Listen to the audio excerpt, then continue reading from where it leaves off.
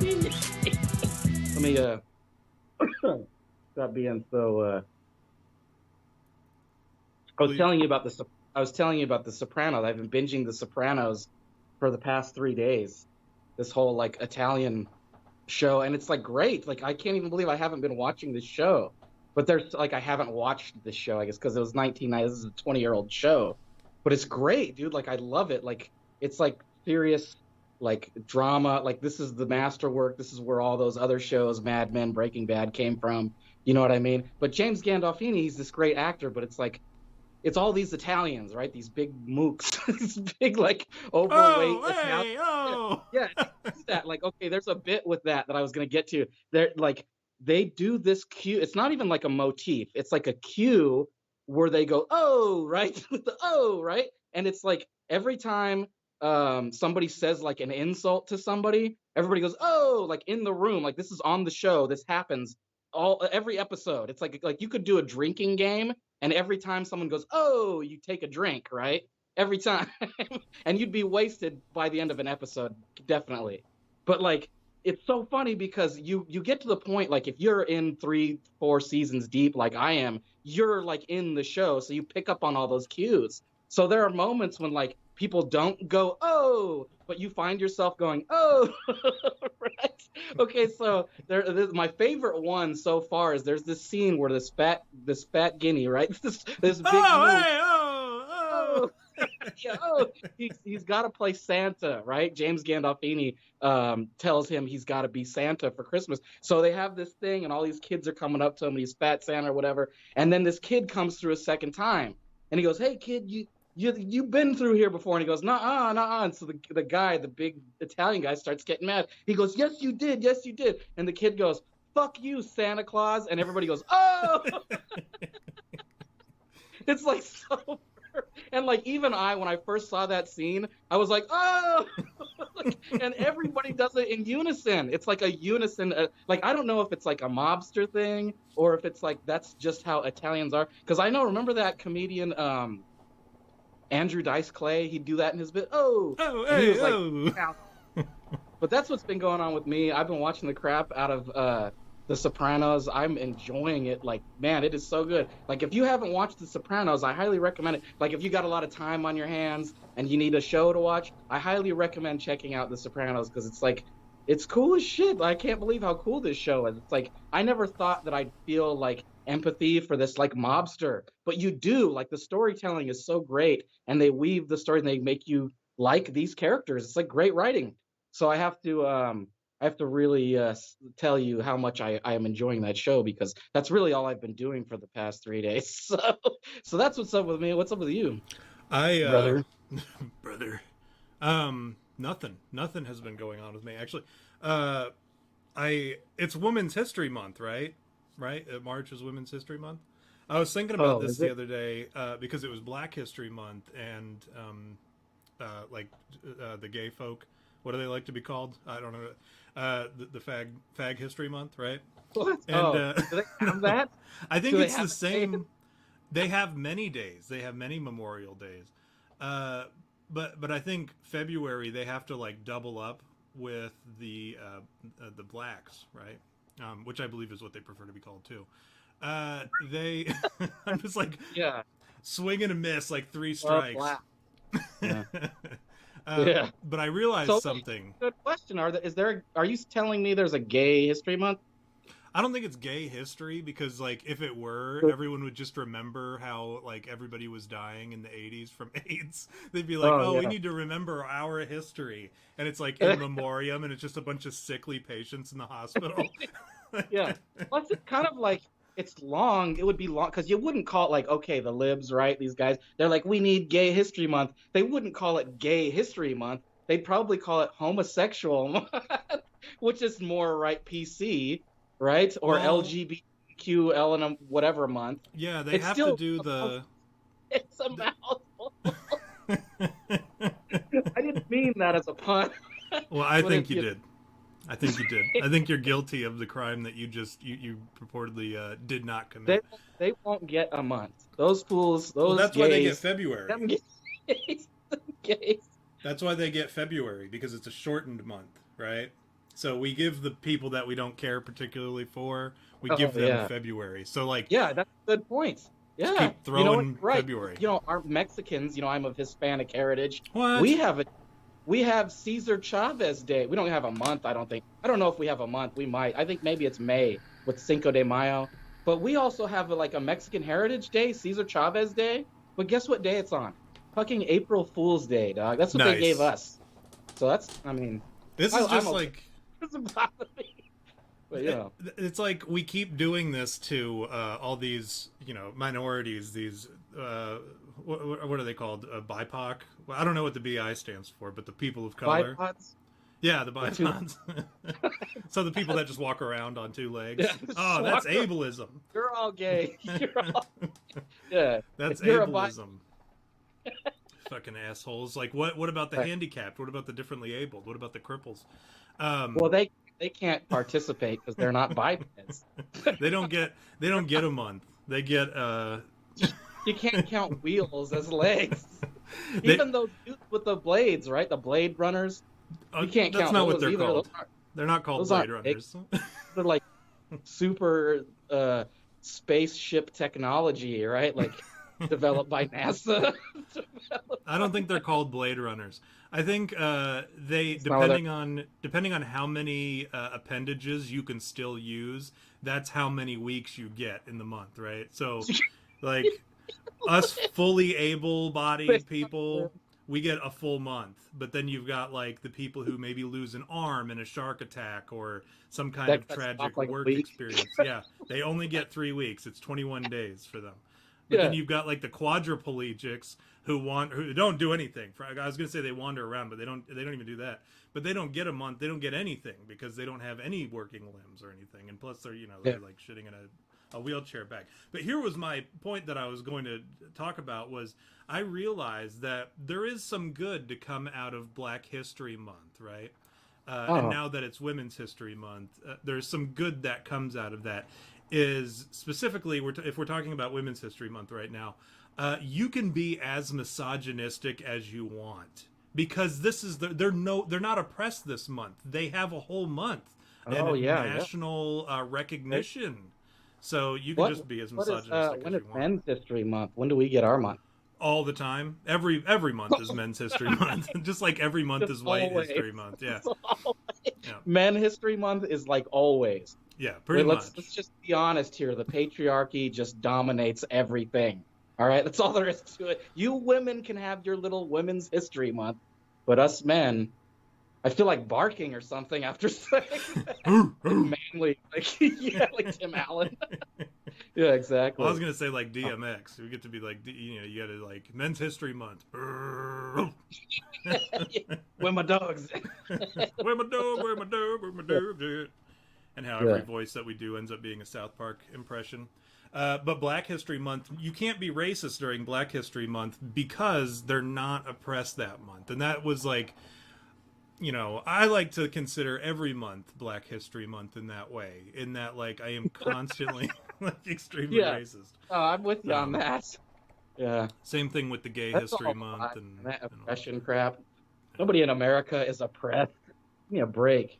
That's like, and you know what's so funny to me is remember we talk about like the dictionary changing, like people change the words and like the meanings of it, like oppression, like a meaning of that is like government oppression. It has to do with like dictatorships, but people use it when their feelings are hurt. Like oppression to them is like somebody putting their thumb on them, like like not literally, but like metaphorically. That's oppression to them. So like your parents telling you got to clean your room, they're like, I'm being oppressed, dog. I'm being oppressed right now by these dictators. Like, no, you're not. You're being told what to do by the people that bore you, right? That brought you into this world. I'll tell you, come on. You know what really bores me is this whole social justice activism. That bores me. But also, I was thinking, I started this new. Those are two different boards. I know. I was trying to like segue into another thing. Yeah, I started doing this thing where, because I noticed they do it on Reddit a lot, where like, and it pisses me off when people do this. So I started doing it, ironically. When people will reply to a post or go to say something on a post, and somebody beats you to it. Somebody's funny and they beat you to like your Oh, funny yeah. joke.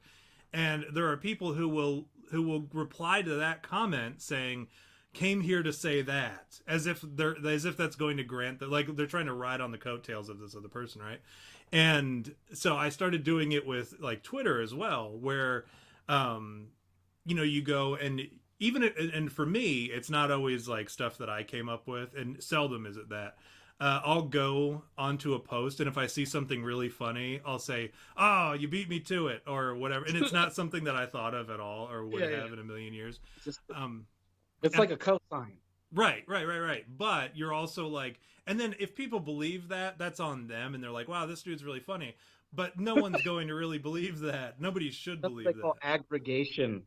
Aggregation, What is right? You that? just Explain that. acquire somebody else's joke. Yeah. So that's what I'm doing, but without actually, putting any effort. It requires zero effort whatsoever. But then I realized that like the formula. So this is actually I came up with this whole idea, and it's actually backed by science and mathematics. Okay. And so you think of like the formula for comedy, right? Is tragedy plus time equals comedy. Uh, Now the tragedy in this situation would be that somebody beat me to the joke, right? I don't get to take credit for that joke, whether I did or not, whether I would have come up with it or not. And again, like I said, it's never the case when I'm doing this game. But that's the tragedy, is that somebody beat me to the joke. Now, if you do that like right after they post, like it says like 2 minutes or whatever, and you just happen upon the post, that's really a tragedy, because you're like, man, I could have gotten that joke in and people would have thought I was fucking funny and whatever. That's a real tragedy. Now, when you do it, like you space, so time, right? Time is the key factor here. The longer the time span between them posting the joke and you saying, "Hey, came here to say that," or "Oh, you beat me to it," or whatever, that makes it funnier, okay? And that's where the formula comes into play. So, you do it for 2 minutes, that's tragedy, not enough time, not funny. You do it for something that happened like 6 hours ago, that's kind of funny, because you're like, "Oh, you beat me to it," and then they're like, "By 6 hours," like this wasn't even a race, and then Yeah. so You know what I think of when I think of tragedy plus time? please. 9/11. Yeah. Oh, a perfect example, right?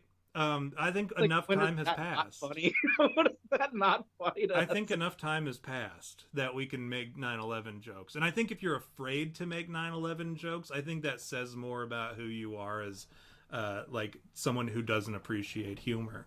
But then the formula goes further, right? Because if and this is like in my mind, and as I was perfecting this little goof about that I'm doing, Mm-hmm. 2 minutes, not funny, not enough time. 6 hours, pretty funny, because there's a good amount of time, and there's no way that like I could play it off like, "Oh, I just missed it. You just barely beat me." Years, right? You go and you find a tweet from like several years ago, and you do that to it.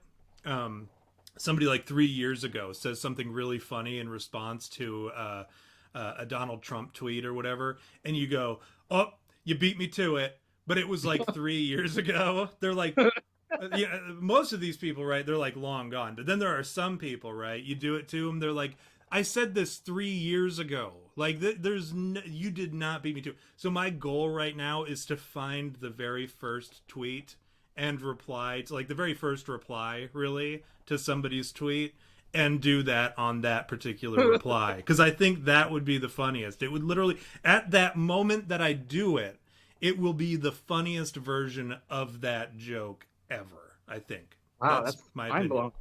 Yeah, that's mind blowing. What do you When you take put it away like from that? that. Yeah, that's impressive, dude. I applaud your undertaking. I applaud it, Thank you. because that will be hilarious. But as right now, it's okay, but then it's gonna be hilarious. I Speaking on it, it's Yeah, on when you paper, get to it's that point, okay. that guy, he's not even gonna know. He's not even gonna know what hit him when you reply to that tweet. Can you imagine though being that guy where you're like, you're like still kind of like living it up in the moment. You're like, oh man, like you're telling your kids about it or whatever. Like, oh man, I totally fucking did a good joke on Twitter back, how I don't know how old Twitter is, like 15 years or whatever. Like 15 years ago, I totally fucking his kid's like, and he's like teaching his kid how to drive a car, and his kid's like, what were you doing, when I was born? Oh, I was, there's this new program called Twitter, and I got on there, and I laid this dude out in the replies or whatever. Best day of my life. And it's like his Letterman jacket, right? He's like, he just never got over it. Yeah. And I'm gonna come along, and I'm gonna, you beat me to it. You bastard. He's gonna feel so marginalized. He's gonna feel like a dick. All those years just wasted. His kid's not gonna take him seriously anymore. Yeah, his kid's gonna look at his dad and go, "You piece of shit! Look at you! What have you done with your life?" And this guy relayed that reply. Yeah, and this guy comes along and he had the same joke as you, Dad. Like, you're a joke. You're worthless. I want to go live with Mom and her new boyfriend Jerry. Yeah. That's how it's gonna play out in my mind, right? And if it doesn't, it doesn't. Whatever, because I'll probably forget about this conversation by the time. Yeah. This is all imaginary. None of this matters. Isn't it always? Yeah. So what else has been going on? We still got time. We still got should we jump right in? Everybody knows what we're doing this week. Oh, did we already spoil it for everybody? Yeah, we totally spoiled it. Everybody knows what we're doing this week. Okay. Should we give them the taste of what's going on next week, or should we wait till the end to do that?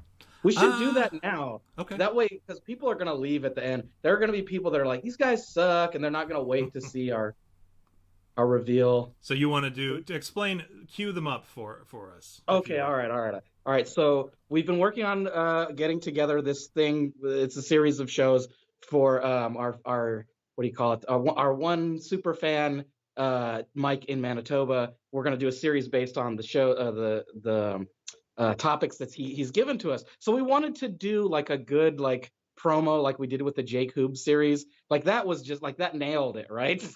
like the Jake Hoob promo to me was so great because it was like as soon as I saw it, Tom sent it to me. I said we should do something cool, right, for this. And then Tom sent me this thing like right after that, and I was like, this is great. And then this time we had kind of an idea where we worked together, and like it's so funny to me because Jake Hoob did a post recently where he basically outlined our next video. Like our next promo, like what we're going to share with you right now, Jake Hoob basically outlined the entire thing.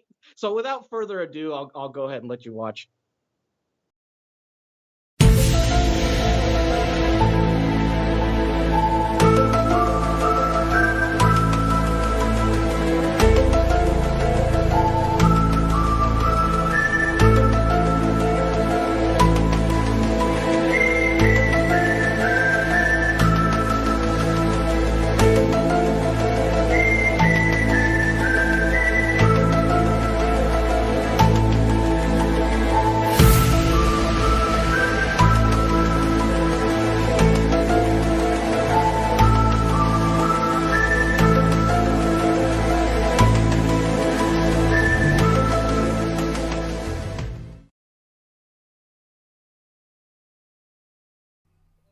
There with the bum. It's just like, how was that relevant?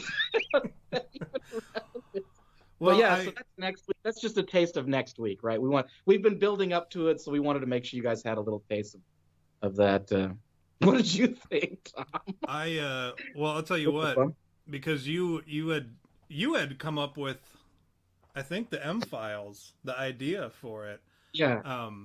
And then while we were trying, because I had no idea where to go with it, and then you had come up with the M files, and then I had to sit there, and I had done like 90% of the work for the intro or whatever. And if for anybody watching right now, if you take that video and you stack it up next to the original X-Files intro, it's almost shot for shot. Like I went second by second trying to get it so that it matches up. And so if you're like, what is this Balchinian doing? There's actually a face that does that same kind of like waving, moving in and out thing. So it was basically shot for shot remade from scratch with just funny shit from the show, and that's how that came about. And then, except for the homeless man at the end, because I looked up. I wanted to have something about Manitoba in there, so I looked up homeless Manitoba. That equates a Yeah. bum.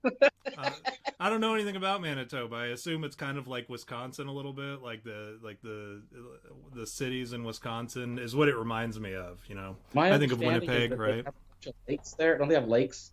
The Great Oh. Lakes are in Manitoba. No, that is not true at all. I tried to be serious. I tried to be serious. I don't know. I don't even know where Manitoba is. Is that? It's west of Ontario, and Oh, that's near here. And Los Angeles. no, Ontario is where the Great Lakes are, but it's Ontario. I want to say if Nova Scotia is that a province of Canada. Anyways, I don't know. It's the one that's the far east with the French folks, and then you've got Ontario, which spans like half of the U.S., and then you've got Manitoba, and then you've got Alberta, and then you've got British Columbia, and then like I don't know anything north of those things because frankly, I think like 90% of Canada actually lives within 100 miles of the U.S. border. Anything above that is just like kind of like the weirdos that, whatever. It's like 10% of the population, but it's all weirdos. yeah, it's like when you say weird, like that's a blanket statement, dude. Come on, let's that's not how we roll here. But do you mean like eccentric people, or do you mean like pedos? Because there's no gray area in between. I think a little bit of both. You'd have to ask Mike. You'd have to ask Mike like, how he feels about the upcountry guys. Yeah, Mike, it's just pedos and. In the chat, since this is our questions and answers day and we have to answer a bunch of questions, we're just going to turn it on you guys. We told you it was going to be a questions and answers show, and we created the illusion that we were going to be answering questions, but in reality, we're just going to be asking people in the chat what do you guys think, you Canadians? The psych, you Gotcha! You bastards. That's what you get for tuning in. But what do you guys think of the upcountry folks in Canada is the question for the chat. Now, you said you wanted to jump straight into it, or what do you want to do, V? Well, should we? I mean, we've got a lot to cover because we actually got a lot of questions from Jay Coop, and I think some from Jurassic Weeb or Andrew Otaku. Some of you know him as. I think we got quite a bit of questions, and then we want to be able to go to the chat so you guys can just throw some questions at us too. So however you want to do it, Tom, I'm all for it. I don't think we'll have time to answer everything. We're not like, fucking Nostradamus over here. For God's sakes, what do we look like, man? Yeah, we're not here all night. I actually did all my homework so that I didn't have to cut loose early, but it's whatever. I had homework that was due today that I had been putting off and I just couldn't get into it. I had to read like these thick ass books and answer a bunch of questions about them, and I couldn't get into it. And today it was my last straw. I'm like, I need to get this done by 8 so I can shut down the computer and shit. But I did, so I'm good. We're good. We can do whatever. But anyways, yeah. So Jay Coop says Tom meant Canadian serial killers, and Mike in Manitoba says we're all bush and lakes. I'll post my maps of Manitoba on Twitter later. Central Canada, and Tom's right. The population lives mostly near the border. So we do have a bunch of questions here that we received before the show, but also if you ask questions in the chat, then we'll answer those too as they come in. I don't have who asked what in the initial questions. I have them all written down on a separate sheet of paper. So don't we got to do the ritual first? No, I'm not doing it today. You're not going to do the ritual, you asshole. No, we'll do it. What are we cheersing to? The upcountry people in Canada? Yeah, those guys. They speak French up there, you know. Some you know that? Do. Yeah. Cheers to them. You know what we should do, since we have all these fans from all over the world? My sweetheart Sharon, she watches our show now. In fact, she's in the chat, probably listening. But she speaks Chinese. So I'm sure we talk too fast. Like we talked, and she was like, sometimes you guys talk too fast. We should get someone to like give us subtitles. What do you think about that? Subtitles? Yeah. How do we? I don't even know how to do that. We got fans from all over the world, brother. I don't even know how to do that. I know YouTube does automatic text or fucking subtitles, and you have to go back through and edit them yourself if they're wrong. Oh And god. I just don't have the time for that. Yeah, no, sorry guys. In that case, you're not You're getting on your own. Just, like right away, just scrub that idea. That is ridiculous. First question comes in from Aaron Gatzmeyer. Anyone know where to find the Lindell voter fraud map with digital theft transpiring on T-shirts or posters? That one's for you, V. Go ahead and take that one. I would wager Redbubble or something, right? Yeah, that's my answer. it's a good Logic, answer. using Logic, Redbubble, or Etsy, right? Etsy, isn't that one? Etsy, yeah, I believe Etsy, it's pronounced. yeah, Etsy. Yeah, or you could just make it yourself. Go onto some site where you can make your own T-shirt. You go onto Redbubble and do it your damn self, like we do with our goddamn shirts. Yeah. Nobody ever buys. Yeah, how you feel now? And get them taken down for copyright infringement. Yeah, with our shirt with the Disney font. Yeah. So that was a good episode. Character, the Disney character. Good episode. We did our Q&A. Thanks for thanks for tuning in, guys. Mike actually asked a question, and what's Trailer Trash's real name? No, it's Desert Trash. It's Desert Trash. Oh, V. Desert That's for you. Oh, Desert Trash. Okay, that's the. And between me and the 650 followers that are our subscribers to our show, her name is Rachel Sense. Rachel Sense. And I'm probably going to hell for telling you that, but there you go. That's her name. She lives in Adelanto. She's got a boyfriend now. Yeah, or I think maybe even married, I guess. Who knows? Good. Well, I'm happy to hear that. I'm happy to hear things are going for her. Man, she's in the past. She's in the past. You gotta make me talk about her while my new fling, or not even fling, right? She's what do you call it? She's a like a legitimate soul bond, right? Yeah, soul bond. There you go. Yeah. Good for you. Yeah, that's a good one. Soul bond. I like that. What else do we got? Should we go into the questions that we already have? Yeah, let's do those. No, we'll just do the questions that we have for a little bit, and then if you see any in the chat, let me know. Okay, all right. If you've got questions in the chat, do me a favor and do them in all caps so I can see them as I'm reading and shit. So here's the first one, and I like this one. You would think that since we had all these questions ahead of time, we would have done some research or preparation. We did not. No. This first one, I'm a big fan of. Cryptids, and this is actually a game. Be, fuck, or eat. Okay. If you had to be one cryptid or alien race, what would it be and why? If you had to fuck one cryptid or alien race, what would it be and why? And if you had to cook up and eat one cryptid and alien race, what would they be? And how would you cook them? Holy shit. Okay. So I'm going to go with, if I had to be a cryptid, it would probably... See... it's gonna seem like I'm being lazy, but I'm a big fan of the Wendigo, right? And I'm not talking about the shriveled up kind of like a Gollum from Lord of the Rings looking Wendigo.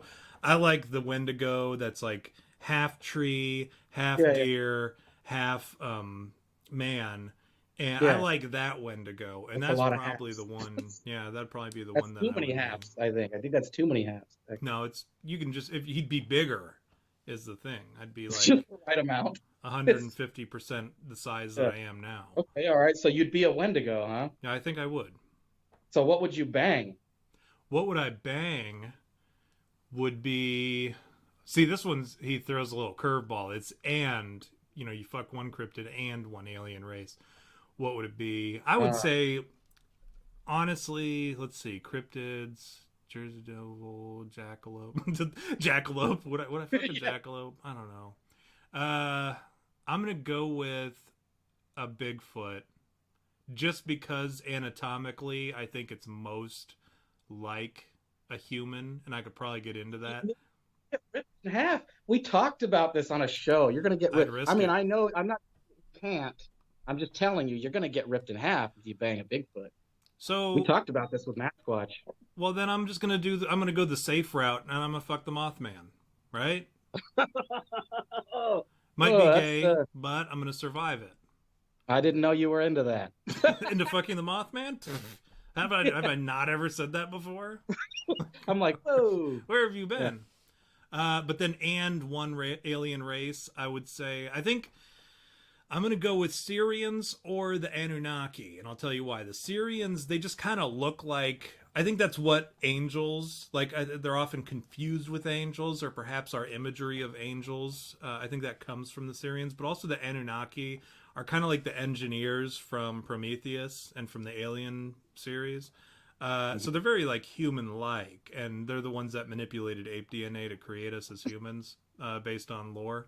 So I would go with that. I would fuck an Anunnaki or a Syrian, and then if I had to eat one, what do you think would be the meatiest? I would say probably probably a skunk ape. I would go with the skunk ape. Ah, okay, all right, interesting. What about you? Be fucking eat.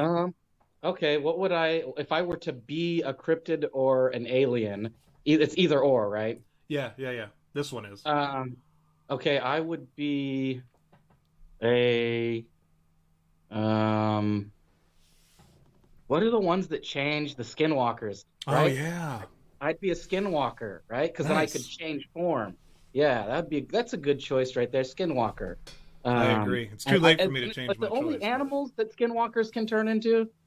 No, I think they can. So there may be some, you could probably make the argument that you could change into other people, or just shapeshift in general. I think you can make that argument. To me, that's awesome. That's like great. Like if I could shapeshift into other people, I'd do that, and then have like a nice acting career or something. Because I gotta learn how to act to be able to be other people anyway. So, that's what I'd do. I'd be a skinwalker. Yeah. Okay. So then what? I gotta bang two of these. I gotta bang an alien and a cryptid. Yeah. All right. So if I was gonna bang a cryptid, I'm not gonna pick Skinwalker again. I know you guys think I'm gonna go Skinwalker and then have her turn into Rachel Starr. No, I won't go that way because that's a cop out. If I were going to bang a cryptid, I'd have to pick something that I could dominate. So I don't know. I guess a chupacabra, just because at least it's Mexican. You would fuck a dog. That's basically what you're doing. Yeah. Okay. So then, and which alien race? Probably the reptoids. I'd totally bang a reptoid. Just just because I would. Just because. One of them alpha draconians or whatever. Yeah, but one of them alpha draconians. That's what I'd do. And then what was the last one? I got to eat? Yeah, you got to eat one. Okay, this one I knew ahead of time. I would eat a gray. I would eat one of the gray aliens. That's what I do. Because I think if I ate one, I could gain some sort of power, or at least like knowledge. I feel like that's a thing with the grays. That's what I'm going with, at least. All right. I'll allow it. All right. Good. You'll allow me to eat a gray? Yeah. Yeah, like, why not? But would you... like a piece of gray meat on my plate? Can you imagine how horrible that would look? Like Gordon Ramsay is looking at somebody who cooked a gray, and he's just disgusted by the presentation because it's just a gray, with grill marks on it or whatever, a flayed piece of gray meat or whatever laying on the table in front of him, and he's like, "What is this?" It's so raw. It says, how would you cook them? I would the safest bet is, I think, going to be grilling, just because you could burn it to a crisp. Oh, wait, fry everything. Fry really? it. Okay. Yeah, fry everything. You would fry gray. I would have, what do you call it? Gray alien tendies. That's what I would do. Dip them in ranch. There you go. All right. Well, see, I was going to say with mine too, because I wouldn't know. I'd hand you a tendy. I would gladly eat it because I wouldn't know. That's how you trick Gordon Ramsay. You got to fry it first, and then you could tell him it's what's that, country fried steak, and he wouldn't know. Maybe he would. He's got a pretty delicate palate, I imagine. I would grill my skunk ape just because that's a lot of meat, and you smoke it. I would smoke the skunk ape. That's how I would do it. Oh, okay. All right. Yeah. Over a spit or whatever? No, I would do it in a smoker, traditional smoker. Backyard. What do you got there, dude? Skunk ape. Yeah, no biggie. You're off with the rotisserie. just nonchalant cooking a split skunk apron. It's like heavy as fuck too. I'd have to be like lifting it with both arms, trying to get it to cook evenly. Yeah, you got it. Here's let's go with this one because it's try to mix it up a little bit. Do you like or do beans? Now this is a big issue in right wing radical extremist and libertarian Twitter before the purge, mind you. The purge wiped out most of us. But do beans belong in chili? How do you eat chili? Like, do you include the beans in it, or do you just go meat? Are you directing that question to me because I'm Mexican, dude? That is exactly why I directed it to you. Listen, I don't like chili, okay? I don't even eat that crap. Anything that is like spicy, like even cinnamon gum is like too spicy for me, all right? Sometimes I'll get some mouthwash after I brush my teeth, and I'm like, you know that? You're the guy that's like, somebody hands you a glass of water, and you're like, "Oh my goodness, what is this, hot sauce?" And they're like, "It's water, V." Like, it's tap exactly. water. Yeah, no, I don't know. I don't like chili. I hate it. I won't eat chili. If you hand me chili with beans in it, you better throw a shit ton of cheese on there and hand me some Doritos, dog, because that's what I'm gonna do with that chili. I mean, it's all gonna come out the same way anyway. So, yeah. You know about the old limerick about beans, right? No. How does it go? The magical fruit, beans, the magical, or it's musical? It's musical because a fart is like a trumpet. Yeah. A trouser trumpet. Yeah. That's exactly what it is. And that's a true story, too. Beans are indeed a magical fruit, a musical fruit. That's not a fruit either. It's a root, right? Or a bean? Yeah, but that doesn't rhyme. Right? Beans, the magical fruit. It's a legume. Yeah. Beans, the magical legume. I don't know. It doesn't go so well as it fruit. Could. Not with that attitude. The more you eat, the more you toot. It has to be a fruit. All right. I got my eye on you. I don't know. So chili. I could go either way with chili, right? I can do it with beans. I could do it without. I'm fine either. If you present to me chili and it's got beans in it, I'm not gonna leave, right? I'll eat it. Was just beans. Isn't that what it is? No, heavens no. It's the meat and the beans, and sometimes they throw, well, it's got like the sauce in it, right? And then it's also sometimes it's got veggies in it. Sometimes they throw onions in, also green peppers. This is where they kind of like tomatoes, bits of tomato. It's kind of like it's an art form in its own way. Chili, yeah. You can do all sorts of stuff with it. I'll go either way. I'm a big fan of when it comes to Frito pie, right? I'm a big fan of Frito pie, where you take the Fritos, then you pour the chili over it, and then you put then you put cheese on, then you put more Fritos on, and then you put more chili on, and then you put the cheese on. That sounds fucking delicious. You know, I'm a fan. So good. You know, you put chili cheese Fritos in there. I bet it's really good. I'm a big fan of chili cheese Fritos. Now you've gone too far, I think. Those are like salt. They're not like spicy. They're just seasoned, I guess you could say, right? Chili cheese Fritos. I've got my eye on you, V. You're making some. I think. You're making some pretty crazy claims. From the chat? Are there anybody in the chat that have asked questions yet? No, nobody has. I'll change it up, and I'll ask one from. I actually got some special from our one of our biggest fans, Megabit, and I promised I would make sure that I would include these. And these are the questions that I like. All right, these that have nothing to do with what we talk about on the show. He asked like 10 questions, and like 9 of them have nothing to do with the show. If you could nuke one country, which one would it be? What do you think? Me? What country would I nuke? Yeah, if you were Eric Swalwell and you were threatening to just nuke people willy-nilly, what country would you nuke?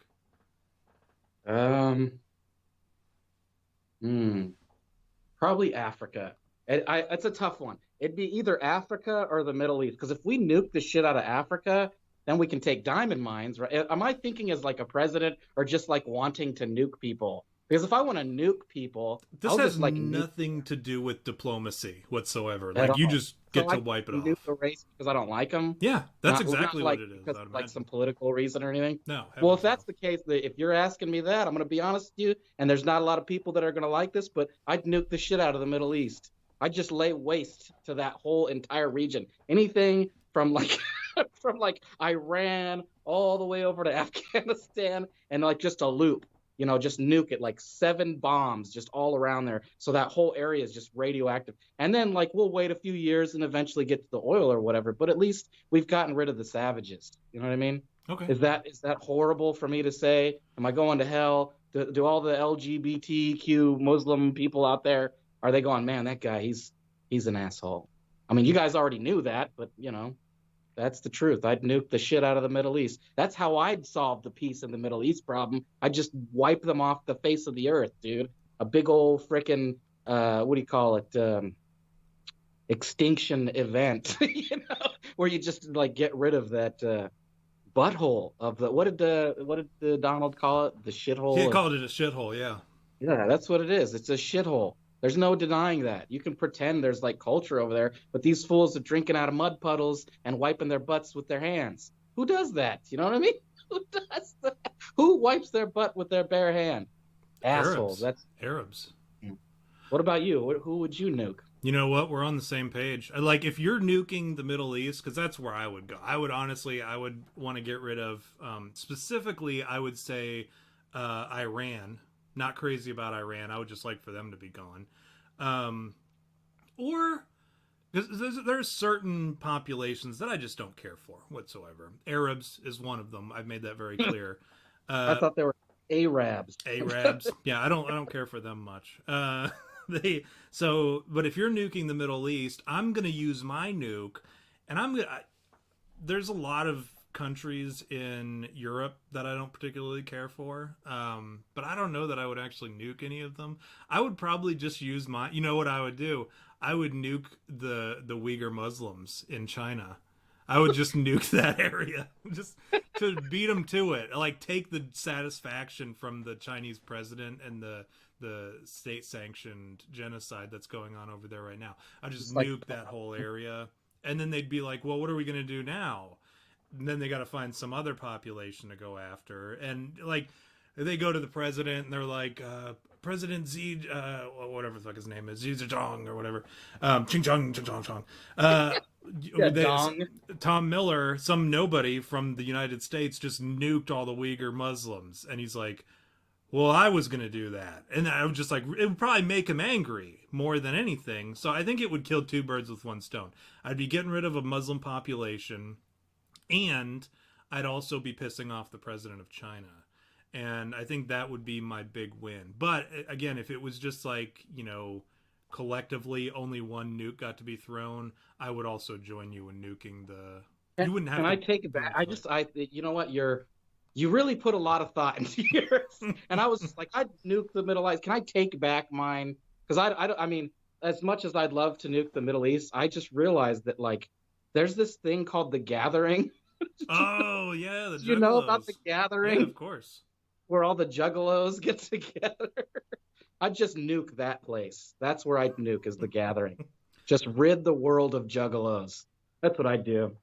Because they all go. Like, Juggalos, like, no, let me tell you something about Juggalos. If you're a true Juggalo, you get to the gathering every single year. So all you'd have to do to like, we are inciting violence. So all you'd have to do is wait for the gathering that year and then just nuke the crap out of it. And then you've got no more problems with, tweakers at age 14, or at least like breeding, like these people that continue to breed and they should not be breeding. These people should not be breeding, dude. I agree. I rant for the day. Don't let them breed. You know what I would do? I'm going to take mine back. I'm going to take mine back. I would, we were talking about 9/11 earlier, and we know that it was the Saudis that actually perpetrated that attack. It had nothing to do with our boy Osama, who's still alive, mind you. Still very much alive. Uh, but I'm thinking about those Saudis and how they sanctioned it, and I think I can do better. I would, now that the new World Trade Center is up in its place and as like a memorial and fully functioning skyscraper, I would nuke that site, just to like do like the Iron Man, now stay down, final warning. Like I would nuke our own Yeah, yeah. New York City just to send a message to It's like what people in New York. Ozymandias for Ozymandias in The Watchmen. That's Mm-hmm. what he does. He causes that extinction level event, and it like brings peace. So you're essentially Ozymandiaing us. Not Ozymandiating. intentionally, Yeah. because my intention was not to bring peace, but to like really send a message. Like, because I don't care much for New Yorkers. I don't. And You that's know what not to I do? say the You New know York what? State, New York City New Yorkers. I fucking hate them. Can't stand them. You know what, dude? I'm gonna change mine again. This Okay. is this. We only get one atomic bomb. This is what I'm gonna do. I would take that atomic bomb, and then I'd spend the next 5 years like becoming like a really good rap artist, like famous, right? Like I get super popular rap artist, and then I'd come out with this music video where it was just called The Bomb, and then in that music video, I would drop that real ass nuclear bomb in the video, and I'd go as soon as I said the bomb in the video, the real ass nuclear bomb would just drop. Can I change mine then? Yeah. Mine is, I'm gonna wait until you release your rap album, and then and then when you, I'm gonna follow you around because I'd have to. I'm gonna follow you around with the nuclear football, and as soon as somebody asks, you're like, "Hey man, you want to check out my mixtape?" What I would do is I would watch, and as soon as they plug the auxiliary cord into your phone, I would drop the bomb on the van so that I could be like, so I could make a meme about it. You It know, would just say, it would say that's V's handed the auxiliary cord to play it's his like mixtape, and it's then like a callback to your joke at the beginning, like some like showing up someone's joke. you, you showed up just to like use your one nuke bomb to one up me. I had to, but it's just Pretty so I good. can. It's so I can make a meme. It's not like I was doing it for like my own. Memes are for Just other people. That's all it was. yeah, That's for beautiful. you I guys. respect. I used my nuke for you guys. So that's the answer, Megabit. You have your answer now. All the various places that we might use a nuclear bomb. Um, do we have any questions? I know we had one question from James We Pregler in the chat. haven't done the weekly thing where you address everyone in the chat. I You gotta didn't say write them hi to everyone. down. I didn't write Maybe them they down, just so it's feel gonna be like sloppy. left out right now. That's what it is. It's gonna be sloppy, but I'll give it a go. Welcome to the show, Andrew, Starin, Jay Coop, Mike in Manitoba, Justin Welker. Who else do we have? Megabit, of course, and I know there was one other. James Pregler, James Justin Pregler. Welker. I think I already said Justin Welker. Well, I said it again. All right. Well, What welcome about? again, I think guys. I saw Critter in there. I saw Critter. Critter Me Timbers was there. She was talking about the Hot Pockets, Yeah. one of our favorite memes. Aaron Gatzmeyer. And I think that's it. Chris Rose, welcome. He even Oh, said he came in and said hi. Probably nice. left already. But that's it. Yeah. So that was the FBI guy. Naturally, who Yeah, could FBI forget? doing. Who could forget our FBI guy? Yeah. I know there was a That's question. incite violence. It's like, oh, James they're going to incite Pregler. violence this week, guys. Yeah. James What else? Pregler actually asked a question earlier, and I had it. He asked when we were going to do a show about Bigfoot. I think was the question. So many shows about Bigfoot. Yeah, we've done plenty of them. Yeah, we are a show about Bigfoot. How long do we have to beat that dead horse? What's the title of the Before you show, guys right? realize that we're a show about Bigfoot. Yeah, we've been over that a time or two. Anyways, yeah, ask it again, Justin. Because I lost it in the chat. It's lost in there. Also, Let's Fish already. He had to make himself known. Same thing with Jadogi because because I was prattling off people's names. They had to make sure that we knew they were here. So hey guys, hey Chris, I did get you because I pointed out that you said hi. So anyways, Welcome to the chat, everybody. I know there's somebody else who's watching the show who shall remain nameless, our super fan who wants to duke it out with Mike over who's the bigger super fan. I know he's listening Yeah. right now, but yeah, those are whatever that question was. James Pregler, I think. I like how he said cause a war with China. Hey, that was our genocide. So here's the next question. You two are Scully and Mulder of our world. Agent Miller, Agent Villalobos, or Agent Gooseman and Agent Gooseman. You work for some government agency and had high probability of solving your cases. Out of all the shows you guys have done, what conspiracy, mystery, cryptid alien would you like to be the case on your desk, and why? What do you think, V? Wow, that's a good one. Man, my favorite is the Bob Lazar stuff. I'd love to investigate Bob Lazar. Like in fact, if I had the money or like I just had like an independent wealth and I could just go do investigations like Indiana Jones or some shit, wear that fedora that he wears, or what kind of hat is Yeah, that? it's a fedora, I think. Well, I mean, it's Yeah, and I'd get a bullwhip, or well, bullwhip's not really my style, so maybe I'd carry around like a, I don't know, a skip it. Remember skip its? I'd put it on my arm and I'd beat people up. No, yeah, I'd want to look into that Bob Lazar stuff more. I'd want to know what he saw, what he knew. I'd at least like to. In fact, I'd like to. That's a bucket list thing. I'd like to talk to Bob Lazar. Is he still alive? Do we remember that with his mullet? yeah, he's His still alive. hair? He was on Joe Rogan not too long ago. Yeah, I'd love to talk to that dude. Man, I'd kill to have him on the show just to talk to him.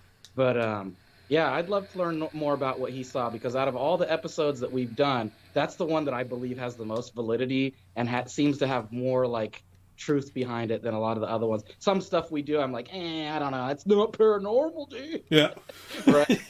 But, what about you? What would you? There are so many that, like, as I'm paging through them here, because I pulled it up just to kind of like look at the list. Some of these are just so they've You're existed cheating. forever. They've existed forever. No, like I wanted Yeah. to see, because I might have just said, fucking Slender Man or whatever. Yeah. But I think like so some of these have been around forever, since time immemorium. V, right? Yeah. Because that's what it's called. Like exorcism, right? Wouldn't it be nice to like some of the like the exorcism, the devil, fucking any of those like demon Nephilim, like some of that stuff has just been around for since the beginning of time, and so it's like part of me wants to know just so magic, psychics, right? Because then everyone could just shut the fuck up about there's no such thing as magic, or there's no such thing as uh ghosts or demons or the devil, right? We did the devil. Like if I could just like if there was some just proof that I could just be like, hey man, this exists, and I think one of them would almost be enough to prove all the other ones, right? If you could prove the existence of the devil, um then that would answer so many questions that people would just, like I said, they'd have to accept it at that point and be like, okay, fucking magic is real, demons are real, psychic, telekinesis, spirits, all this shit is real because the devil's real, right?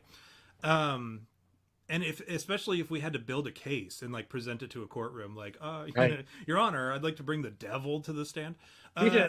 If we were agents Guzman and Guzman, and we were presenting that case, and had to actually like do all the legwork and all that, I think the devil would probably be the easiest one to kind of like knock. That's like you said, that's cheating. I think I would take one for the team, even though we know already what the answer is. It would be who killed Epstein, right?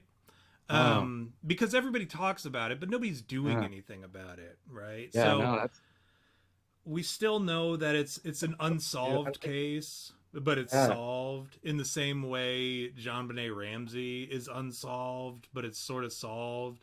Yeah. Tom Um, and V bring down the Clintons, right? that would I'd do be it. yeah. I'm in. I'm in, dude. We could do that. Yeah. Or And I think the one that would be most damning, because we could find out who fucking um, uh, did the Epstein thing, and I think that could take down a lot of people. But he's dead, so who gives a shit? Like, I would love to know more about the people surrounding him, but he's dead. There's nothing we can do. Whereas John Podesta, or Ghislaine Maxwell. yeah. So we're at that. I mean, but we haven't done an episode on her, sort of related to that. But if we've got John Podesta, he's still alive. He can roll over on a lot of people. With Epstein, we could find out, oh, it was a hitman that was hired by Hillary Clinton. We could find that out, and then nothing come of it. But if we were to find out that John Podesta was in fact the dude who raped like little kids in Comet Ping Pong, like imagine and like you could prove it, and people had to accept that Pizzagate was real, that would be a big deal, and we'd be able to like punish a lot of living people, you know, because you know he's the sort of coward that would roll over on everybody, Yeah. and I think that would be good. Really. I think, but that's a conspiracy thing. That's too real. Like we kind of already, again, we already know that answer. So I would say if you went with the devil, I think that would. Plus, I think that would be a fun case. Trying to prove you have to deal with all the occult weirdos and all that, and you know, surely Dave Outlandish would be our enemy, and we'd have to deal with him. So we'd be able to bring him back on, and it'd be a good time. So that's that one. Let's ask one that has nothing to do with our show. Let me find one. Ice cream or gelato? How do you feel? I don't know. I haven't had gelato in a long time, so I'm gonna go ice cream. I think and specifically mint and chip or cookies and cream is my favorite. But I don't know. Gelato seems a little bit too fancy for me. I'm classy, but I don't know. Gelato is just like, where do you go for gelato? I mean, and what is it anyways? Is it ice cream or is it just like ice with like cream on it? You know what I mean? What is it even? I don't know. I've never It's had like it. it's some Italian mama gooch. It's some Hey, oh! yeah, hey, oh. Yeah. I don't know. I don't know. I like whoever asked that question because that's like a softball question that they ask at Joe Biden's little fucking press conference. Yeah. Like with that chick we were talking about, the red-haired chick. Yeah, circle back. Yeah. We're gonna circle back to that one. Like they asked those sort of questions, like what's Joe Biden's favorite ice cream, and she's like, well, you know what, we hired a female dairy inspector for the FDA. You know, like that's her answer. We hired a fag for the FDA guy, so we hired a black for this. Rest assured, he likes ice cream. Yeah, don't even trip, so CNN. Don't even trip, Jim Acosta. I will say I like that they're doing this whole they're charging them to get the COVID test every time they come in, and it's like $170 or something. So like people are like, are you serious? Yeah, they're like charging people to come into the West Wing to do this little circle jerk that they do, and the way that they've like pushed people, like they haven't necessarily. It's so shady what they're doing, right? They're not like, no, we're abolishing this freedom of the press, right? We're not attacking your First Amendment rights.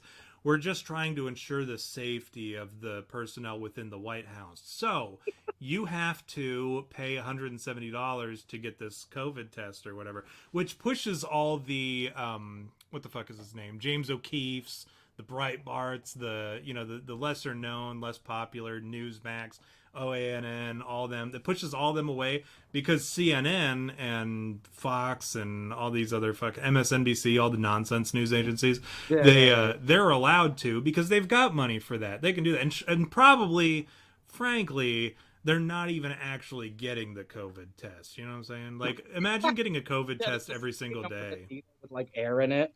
They're just all, here you go. Here's your COVID vaccine. Yeah. Well, not the vaccine. Not the vaccine.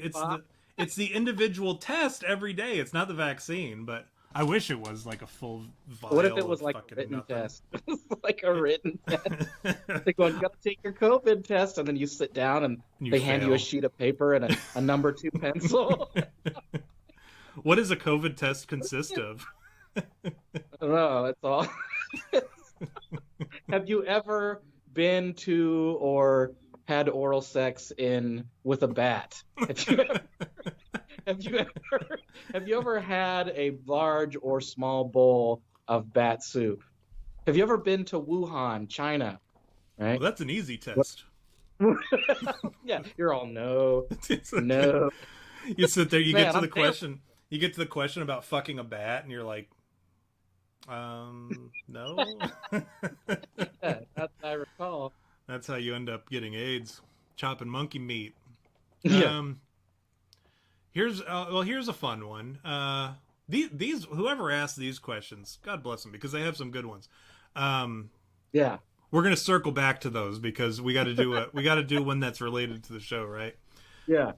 What's your take on some of the more popular alleged footage of cryptids? So like Patterson Gimlin, the fucking Bigfoot that's walking and like turns around and looks like Ted Cruz when they're walking. That one with the butt and all that, with the sexy Bigfoot strut that they've got. And like the Loch Ness monster, for instance, that's a good one. Or the skunk ape, where it's like in the bushes, kind of peering out, and you've got the glowing green eyes, and the I don't. There's so many good ones. Those are like the popular ones, right? Yeah, The ones yeah, that you see all the time. What's your take on that? I'll go ahead and field that one first, since I'm normally like throwing these at you, V. yeah, I yeah. think Okay. I think most of them are bullshit.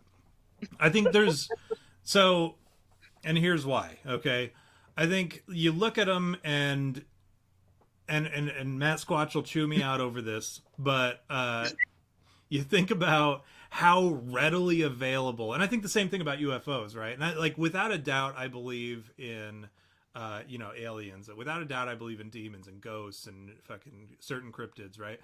But we live in a world where you can't throw a dead cat without hitting a fucking camera, right? Hmm. And how often are we presented with new good evidence of something, right?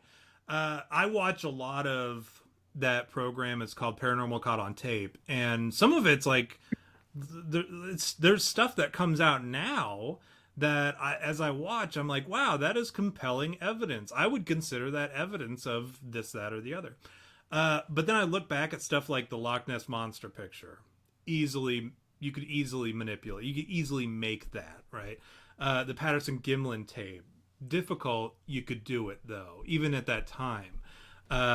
You see like, and some of this stuff, like you see it and you're like, you just know it's fake because you look at it and you're like, they didn't put as much time as they should have in it. We live in a time where like everybody has access to Photoshop, Premiere, all these video editing software. You could edit, like you could make really solid, compelling hoax videos on your phone, you know? Yeah. Um, and some of this, nothing has come out that's just like really blown everybody away. Like, oh, that no shit that's real. But Right. then you watch stuff like now, this evidence is coming out that you see that nobody's talking about, but it exists, selling some very compelling paranormal footage of either aliens, ghosts, cryptids, whatever. You see it now on these programs, but nobody's talking about it because it's on Discover America or whatever, or on Discovery Channel or History Channel, like the fucking Right. the channels with the fake stuff on it. Nobody Yeah, yeah. talks about it because of the channels that they're on or the programs that they're on. Or when you watch Paranormal Caught on Tape, it's like, send your videos to Paranormal Caught on Tape at Gmail, and immediately you're like dismissive of it because they're like, oh, you don't even have a website, like you have to use Yeah. Gmail. What the fuck is the matter with you? But I think a lot of those people, those are just, it's just like America's Funniest Home Videos for scary stuff. And then they have a bunch of like, weirdos come on the show from they've got podcasts and shit. They come on and they talk about why they believe it's real or not. And these dudes, but these videos, like I said, there's plenty of compelling evidence now that you don't even need to worry about Patterson Gimlin. You don't even need to worry about the Loch Ness monster picture. Don't worry about that shit. Just wipe it out of your memory because it's fake or it's just not important anymore. We have new stuff that's probably real. So I would say just anybody who's interested in the paranormal or the cryptid or the alien community, so the paranormal community at large, don't worry about all that old shit. It's just it's meaningless. Who cares? Like that those people's 15 minutes of fame are gone. It's long over.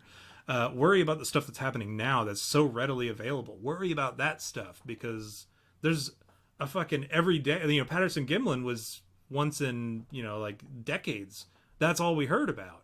And then all of a sudden now you've got 10 fucking Patterson Gimlins every day that you could just see on YouTube. So I would say just forget about all that old shit and just worry Right. about the new stuff. That's my take on it. What do you think, V? Yeah. I'm kind of aligned with you on that, and not because like I have like extensive knowledge of like all that um area or subject matter, just because like I'm a film guy, right? Like I see all these pictures and I go, oh, they could be modified. That I remember. Okay, here's an example. I knew this dude that I used to hang out with back in my cocaine like haze, right? And he Mm-hmm. used to show me these videos on his phone, and he'd be like, "Look at this video, bro. It's like a supernatural, blah blah blah blah blah." And it'd be like an edited, like like film worthy, Like I go, dude, you see the cut here where they cut the scene? It's like a different scene. Like I had to explain to him what a cut in film is to tell him that his like video was not real. Like, look, dude, they cut right here. This is how it's not real. Like you can fake all of this. Like those videos that you saw when you were a kid where it looks like someone got hit by a car, but it's just edited perfectly, right? Like that's what I see when I see stuff like that. I go, oh well, this is just clearly good editing. And like that's what's even more funny about these photos and things is that like people can profit off of other people because so many people are suckers for that. Like my buddy, he didn't even know that was just a made up video that somebody edited, right? And then you've got like there was this drunk history I saw about this group of girls in the 1920s, and they did this thing where they pretended that they were able to talk to the dead, and they like couldn't, but they got people to believe it because they did this whole theatrical thing where they were all involved and made it like like imagine people getting like fog machines and like somebody standing behind the curtains like blowing them to make it seem like there's like wind coming in out of nowhere, right? Like this group of girls, these 5 girls, that's what they did in the 20s to people, and they made a shit ton of money. They made an empire doing this for like decades. And like I forget what the city was where it happened, but these girls, this is what they did. They took advantage of people. And so you have all these suckers out there, right? And they're just being taken advantage of. And then you got guys like us who want to believe in that kind of stuff. We go, why? I want to know if there is or there isn't, and I'm interested if there is. And so we pay attention to that stuff, right? And when we see it, we're the ones that we go, well, this isn't what I'm looking for. This looks like a dude in a monkey suit, like the Right. Bigfoot picture. When I first saw the Bigfoot picture at like 10 years old, I thought this is fucking fake as shit. I can't even believe that people see the Bigfoot picture and go, no, no, that's really the Bigfoot right there. Like, come on, like, didn't they prove that was a dude in a monkey suit by now? Like, I'm pretty sure they did. They proved it was a guy in a monkey suit, or some guy came out and admitted it was him, and he was like, no, that's just me. And who walks like that? With his arms all like that, like he's doing a dance move or something. That's Dude, my opinion. I need to have physical eyes on something to believe it. That's how I am. That's the skeptic that I am, dude. That's why I'm agnostic. I've talked about this before. I have a hard time with religion because, you know, I haven't seen any of it. I haven't seen any of these gods that you speak of. I haven't seen them, you know. well, they're there. That's a warning. That's a warning. Yeah, It's not a promise. It's a warning. They're there. You fair don't enough. have to believe in them to know that I do want to talk about this. You talk about at one point you were talking about the chicks who like deceived people, right? Back in the 20s. Yeah, yeah. Back then, right, when we watch videos, when we watch movies from back then, imagine, right, you see back then they didn't know, like that wasn't readily available to know like how movie magic, right? They didn't know it, right? So they just, if it was on screen, they believed it. But we look back on it now, and just even looking at it, just with a general knowledge of movie magic, we Yeah. can be like, well, that just doesn't look real to me, right? We're so spoiled by our current where we are technologically Yeah. and shit. Yeah, yeah. But there's something that I read not too long ago. This is actually probably fucking years ago. So to say not too long ago would be a stretch. But I had read that when your brain, with all of its miracles and all the cool shit that it can do, is not particularly bright when it comes to discerning what's real and what's not. And Yeah. So this is why they talk about the dangers of movies, like violent movies and gore and video games. Even like this is the excuse that they use. They cite this particular study, or this series of studies, where they're like, your brain doesn't know what's real and what's not. So at a certain point, when you're taking this stuff in and your brain is processing it, it thinks that's what it's seeing. So you can legitimately end up tricking your brain into thinking that it's experienced all this trauma and witnessed all this trauma, when in reality it was, a movie or whatever, something silly that you watched. We call that in film, right? What? The suspension of disbelief. Okay, yeah. Yeah, that's the terminology that we use in film when you watch a movie and you forget where you are and you're just engrossed in the film. But I really like what you brought up there, and I know we still have questions to answer, but I want to touch on that a little bit because it kind of brings into the existential question of like what is real, right? Like the Nietzsche type of shit, like even our eyes play tricks on us, right? Like the sleight of hand, like magicians can make you believe things, right? Like I don't know if you've ever been to Vegas and seen David Copperfield or whatever, that angel guy, the gay angel guy. David, Cross, right? Alex Cross. Dude, Yeah. you got to understand this. If there's one thing that I probably haven't brought up like directly, it's that magic fascinates me. And I'm not even talking about big theatrical presentations of magic, like just a sleight of hand close-up magician or whatever. Like that sort of shit turns me just like I'll melt right in front of them. Like I'm just like a kid again when I watch magicians do just little silly little sleight of hand tricks or whatever. I'll literally watch YouTube videos, and even though it's on YouTube and they can manipulate the shit out of it, just watching it and knowing that they're doing a trick is enough to like fascinate me. I'm like a child when it comes to magic. Yeah, I agree. No, Completely. I get you. I'm with I hear you. Yeah. And so that brings the question of like, if our brains can deceive us, like we already have a hard time with like real truth, like the real truth, right? Like nothing is really truth, right? The only truth is that we are going to die, right? Like that's the Nietzsche, like your inevitable death, right? Marching on towards your inevitable death, right? Like that's what you have to look forward to. And so we say we can't even believe the realities of things and all these other stuff, and even our own eyes and our brain plays tricks on us. Like what is even real at that point? Like how do you even know it's real if you can't even trust your own eyes and your own fucking brain? Like that's the kind of stuff that Nietzsche descended into madness. You know what I mean? Like started taking LSD and got all whacked out. And Well, that dude died of syphilis. He was going crazy, anyways. And like if you look at the pictures of him in his dying state, he's all fucked up. Welcome to the chat, Acid Drop Hosey, our whiskey grenade friend, musician. was that? He did that. What's that? But yeah, that when you were talking about like, so that whole thing with not being able to discern what's real and what's not, and especially with the brain like experiencing trauma, right? I'm gonna out myself here, right? Because this is kind of an embarrassing story, and it wasn't embarrassing until after the fact, when I'm like, ugh, what did I just do? But I'm gonna out myself here. I was watching those gross gore videos that I was telling you about the other day. Kind of like the Faces of Death, Rotten.com, Freakhole, fucking all those. Because I'd been watching Make My Coffin on Reddit. Make My Coffin is its own subreddit, and it shows like videos of people dying. And in all sorts of different fucked up ways, or people getting hurt or mauled by animals and shit, like really terrible stuff. And sometimes I get into a kick where I want to watch this sort of stuff, and I'm like, let me just see how bad life can really be. Because some days I'm like, I don't know how you do that. I couldn't do that, dude. Some days I'm just like, man, we're out of Lucky Charms, and I get so mad.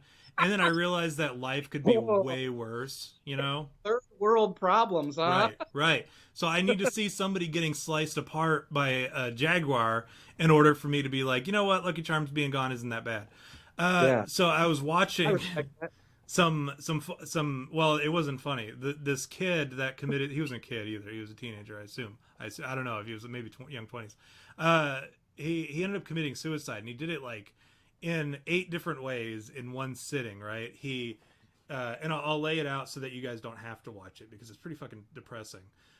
This dude, he like takes a whole bottle of sleeping pills and painkillers that he snatched from his grandma, and then he drinks it, or he like downs it with a bottle of just a bunch of different liquors that he stole from his dad's liquor cabinet, and then he cuts his wrists, and then he wraps the noose around his neck. He's at the top of a cliff, by the way. Then he's got like a camera that he's holding, and then he's got the camera on another cliff watching where he's going to be doing this. So you get like the whole picture. And this dude, so he wraps the noose around his neck, covers himself in gasoline, just douses himself, and then he has a gun, and he stands at the edge of the cliff. And his plan was like all this bad stuff that's going to happen to him. Plus, at the bottom of this cliff, it's like a 30, 40, 50-foot drop. He's going to drop, break his neck, and then, well, fuck it, I'll get there when I get there. One of the things was he was going to drown, like, or freeze to death in the water when he falls all the way down. But he covers himself in gasoline, lights himself on fire. He's also got a grenade with like nails and screws and shit in it, so that like he pulls the pin on that so the fuse is lit, lights himself on fire, shoots himself in the head, falls over the cliff, breaks his neck, and then the fire burns through the nail bomb blows up, and then the fire burns the rope. He drops. And he's, like I said, he was supposed to drown or freeze to death, and then he hits the ground because he didn't bother to check his like the depth of the water at the bottom of the cliff, and so like he failed. So like, you know, he wasn't going to freeze to death or drown. And it was funny because I was talking to someone, I can't say who it is, but they also watched the video, and they responded, he didn't even drown. Like he failed, he missed the landing or whatever. He didn't drown or freeze to death. And I was like, I know, what a fucking loser. Couldn't even drown right. Idiot.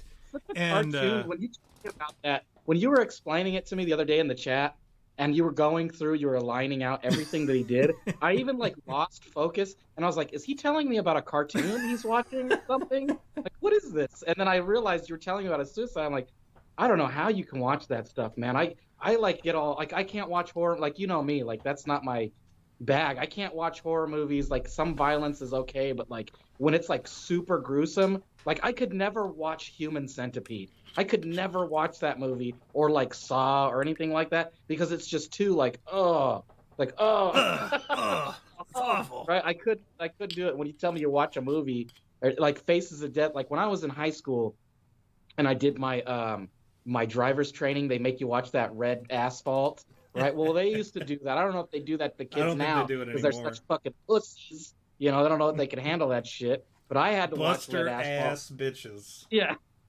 Weak ass, pussy ass, poo butt ass. But I had 15 in high school, and that was some gruesome ass shit, man. I couldn't, like, some dude's head in the middle of the road, and then they show it close up, and it's like, you know, close up, with the red lights flashing, so it's even more intense. You know, cinematically it worked, you know, but like from a viewer's standpoint, I was like, God damn, this is awful. Right, so this is not for me, and that's kind of what brought me to my next point. Like that was a real thing that this kid did, and it was like, I think it's like a 10-minute long video I had to watch, and like the kid, he's like fine through it, because you know how it is, like when people are suicidal, they're sad, and then as soon as they come up with their plan, then they're happy because they're like, all right, we're done, like this is it, I'm gonna be done, I don't have to deal with this shit anymore, and then they're happy, right? And that's like a telltale sign of suicide.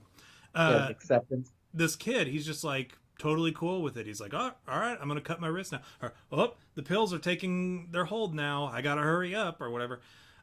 He's very like casual, nonchalant about it. And you know, I think it's psychologically it fucked me up more than the actual visual of him, like, because he doesn't show himself cutting, but all of a sudden you see the spurting of the blood off camera because he had to set the camera down so that he could get a good frame of him hanging himself and shooting himself in the head. Yeah, man.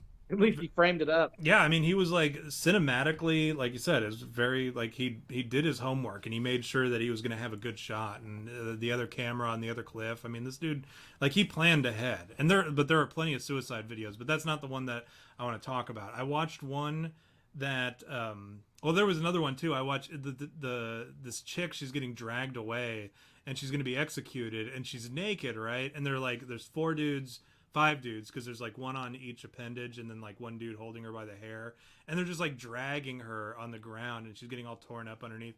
And at one point, this dude with a gun, he's got a shotgun, I think, and he like puts it very, very close to her vagina. And I was like, please don't rape her with that gun, because that might be a little much, right? And then I realized, I'm watching a video called "Naked Woman is Raped and Beheaded," right? Like, what do I expect? Like, who am I to be the one to say no, please don't rape her with a gun? You know, like, that would be too much for me. Wow. But the thing that I'm going to out myself with, That's just tasty. it's horrible. Like, some of these things are very disgusting. And there's not one video on there that I'm like, well, you know, I get it. Like, I get what the educational value of this video. Not one, not a single one. But there was one. It was called "Man is Gang Raped in Prison," right? Oh, And like, I watch it, okay, and it's only like 3 minutes, but 3 minutes is a long time when it's a gang rape in prison. All right. And it was just the foulest thing I've ever seen in my life. And afterwards, I even said to myself, despite all the violence that was in it, I couldn't like distance myself from the fact that I had basically just watched gay porn. And but I was like, I was gonna bring it up, yeah. but yeah, that's why I said I had to out myself. All right, but it took so much eye bleach after that, because I was just like, that's it, I'm done. Like, I can no longer watch these videos, because like, that was I can only imagine. But much. was it like for you watching those videos? Did you ever get the feeling that like you weren't watching humans? Like, it's like these aren't human Yeah. beings, at Okay. least civilized. Like, they're just savage beasts. You know, like that. Like, even your explanation of the gang rape, I think watching something that like that would be like just watching like wild animals. It Like, was. that's how I would. I'll describe Yeah. it for you in vivid detail, just because we have But I to have, like, you know, we have like, you know, we have a certain expectation from the viewers, okay, that they want us to talk about this gross shit. Essentially, what it is like, when you hear about prison rape, or you see it kind of like alluded to in movies, or like yeah, they prison do movies. what is that? The pan. It Yeah. pans like some dude starts unbuckling his belt really fast, and then the other dude has like a panicked face, like oh no, like I'm gonna get butt raped, right? And then they pan away, right? So you don't Yeah. ever actually see butt rape, So this but you know was what happened. this was the deleted scenes, okay? Right. The Uh, shocking redemption deleted scenes. and it was, I'll try to keep it at least not getting us kicked off of YouTube. Essentially, all these guys forcing this other dude to blow, this naked dude who's bleeding. I won't tell you from where, but he's bleeding, and there's blood all over the shower floor. All these dudes forcing him to blow them to completion. And then when some of them are done, they push them down on the ground, and then they continue to do what they, what would happen in a shower rape scene. But also, not The only bukkake. Are you talking about no, bukkake? They all no, bukkake on- no, that would be too easy. I'm talking about, there's stuff going on behind him, because he's laying on his belly and on the shower floor in his own blood, and probably a fair amount of semen. And somebody's behind him, right, doing what they need to do. And this is like the second or third guy. I think like three guys probably. But then there's also a guy in the front who's also being serviced, whatever. But very dark stuff. And I watched it, and it was 3 minutes, but it feels like hours, frankly. That, you know what? If I ever have kids, I'm gonna show them that video. Don't do it. Yeah, I'm gonna be like, look, this is what'll happen if you ever end up in jail. This is what's gonna happen. Is that what happened to you, Daddy? This is gonna happen if you get in trouble with the law and end up in jail. You're gonna get gang fucked, just like this, and they'll learn. They'll learn today. They'll stay out of trouble. Yeah. Don't you think? Yeah, no, I would hope so. I would hope that would be enough to scare them. I would never, and that's where I was going with it, is like, sometimes your brain doesn't know what's real and what's not. And I felt for that guy, right? Like, I really did. And I was like disgusted with the behavior of the other guys, right? So it's not like I sympathize, or it's not like I identified with anyone there. I certainly sympathized for the guy who was the center of the attention. Like But civilized. I was civilized human being. Yeah, I was disgusted by the behavior of everybody else. Like, who gets off on that? Like, how do you sad. do it?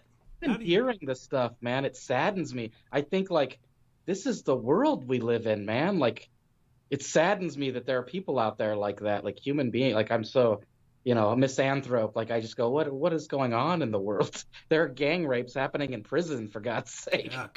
Like horrible things go on.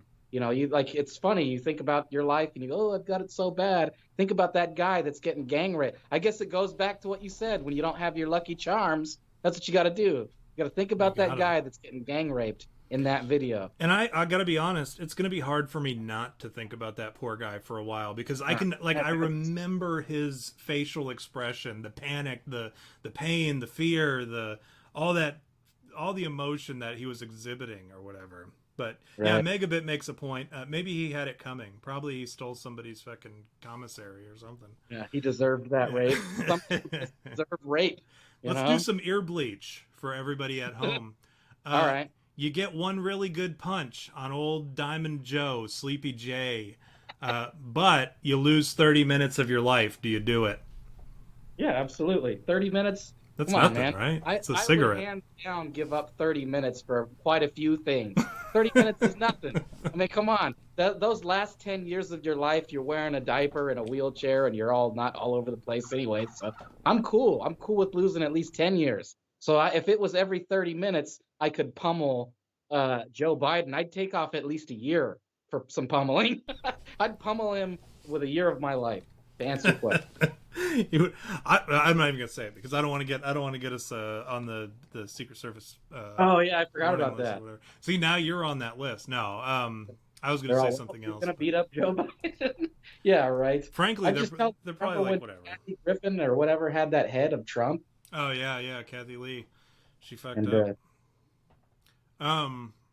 Personally, if you're asking me, which I know you are, because that's how the structure of this show works right now, I would say no, and not because I'm like, not from some like position of, oh, I'm better than you or whatever, but just like, I'm not gonna beat up an old guy, like what would I gain from that, really? Like I'm thinking about with those extra 30 minutes, I don't expect to do anything fantastic, but I would like to 30 minutes from death just be like, you know what?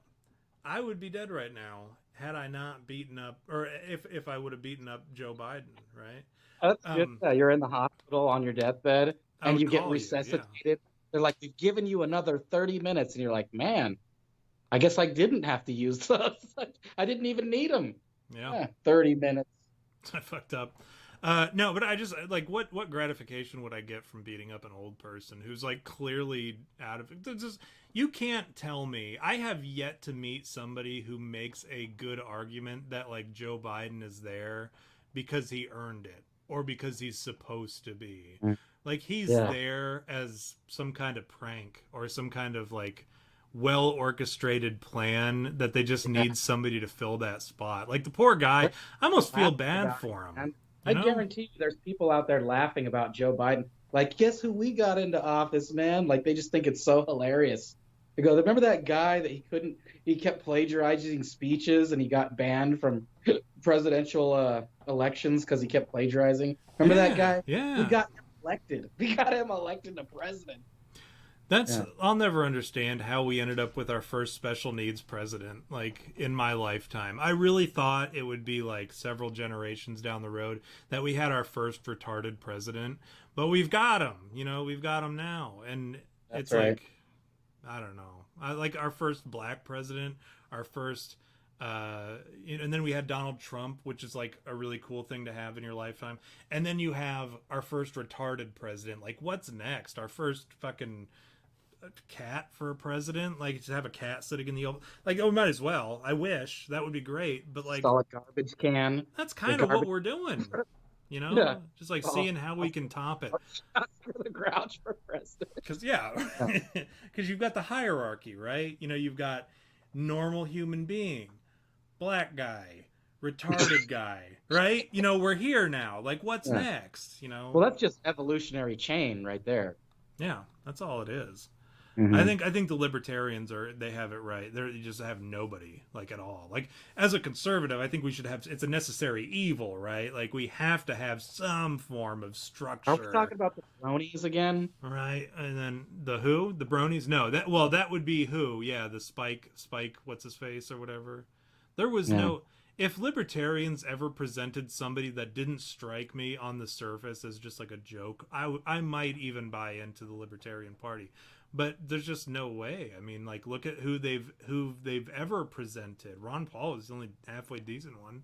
But yeah, for the most part, they put people like fucking Spike Cohen in there, and what's her face? They put a chick in there, thinking Yeah. like, let's try to jump, let's try to get our It's like a first librarian. libertarian president, also our first female president. Like, come on, guy, don't put all your chickens in one basket or all your eggs in one basket. Come on, kid.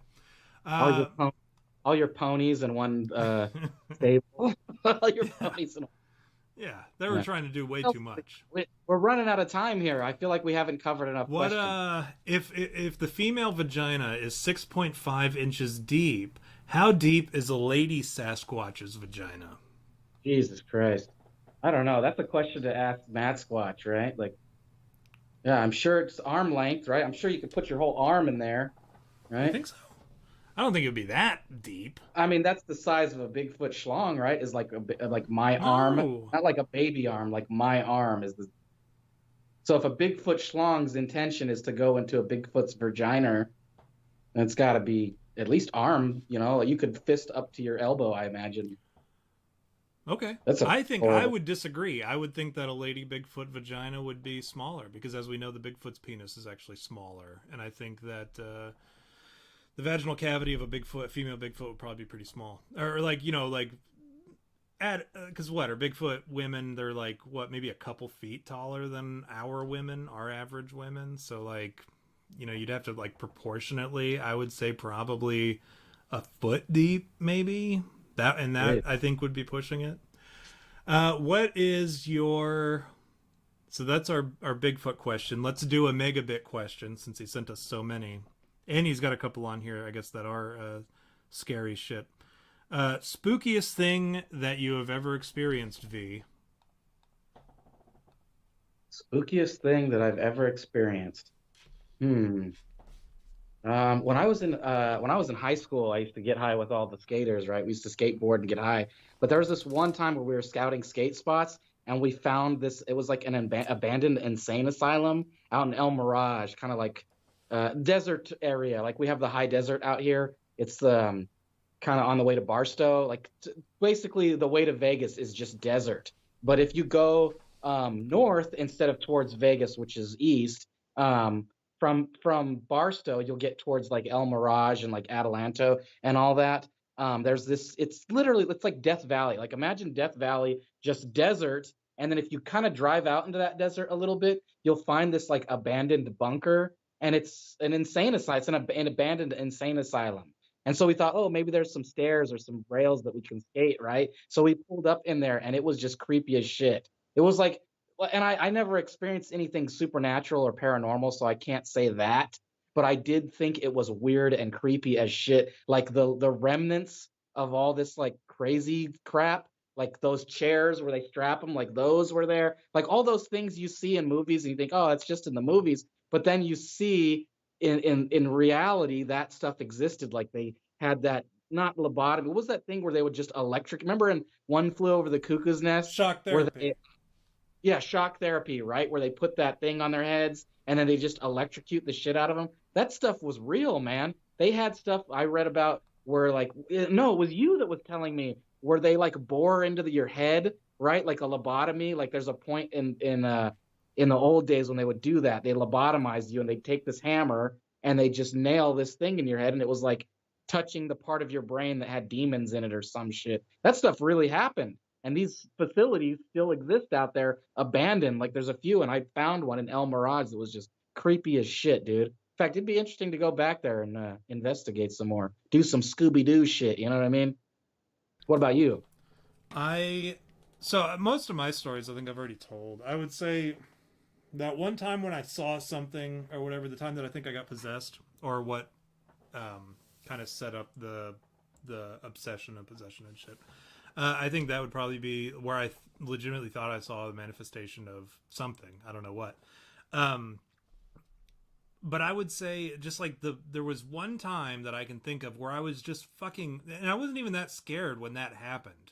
I was just like frozen in the moment and I didn't respond or whatever. Uh, but there was another time where I was just absolutely terrified, and I don't know what it was, but I felt that panic wave. And it wasn't even a ghost hunt. It was at a haunted location, but we weren't ghost hunting. But it was a moment where if you would have told me, "Hey, man, we're doing a ghost hunt here," I would have said no. And the only time I would have, because we drove. There was a haunted schoolhouse, which is no longer there because I looked for it.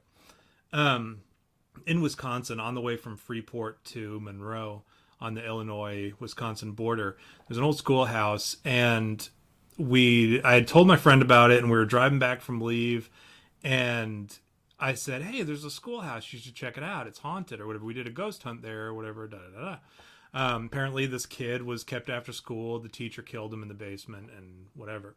And now it's haunted, and they don't use it as a schoolhouse anymore because it was like a church, and then it became a schoolhouse, a one-room schoolhouse, or no, vice versa. Now they use it as like a Boy Scout thing, and then so I said, we should go check it out. You should at least see it because it's a pretty fucking scary looking place. And you could look in the windows and see kind of what's going on because I'm not going to break into it again. But we pull in. I tell him, I'm like, hey, here it is. Watch at the bottom. You can see the window wells into the basement. And like, instead of stopping, I just did like a U-turn, basically, like a circular U-turn. I pulled right back out onto the highway and drove off. I didn't even say anything. I kept going. Didn't because I didn't even look. Like glanced at the building, but then I couldn't do it anymore. I just kept driving and then turned and left. And after we probably rode for like 5 minutes, didn't say a word to each other. And out of nowhere, finally, I said, "So, anyways, you're probably wondering why I didn't stop." and it was because I was just like, I was terrified. And I don't know what it was, but it shook me like to the core. Like it just, it killed, like it, whatever drive I had to maybe stop and check this place out, I lost it just because of the being in the presence of it. And I don't know what it was. Didn't dig any deeper, didn't whatever. And he's like, dude, I totally felt it too, because he's like, if you would have stopped, I wouldn't have gotten out of the car, because it's the same thing. And I don't know what it was, but that was probably, and I didn't even see anything. Like I said, we didn't see anything, we didn't experience anything other than this weird feeling of just terror that just washed over both of us and shut us both up right then and there. That was the most scared I've ever been. Not necessarily again like this. You guys all know my spooky shit that we've done. Sounds terrifying. What would this is Jadogi question from the chat?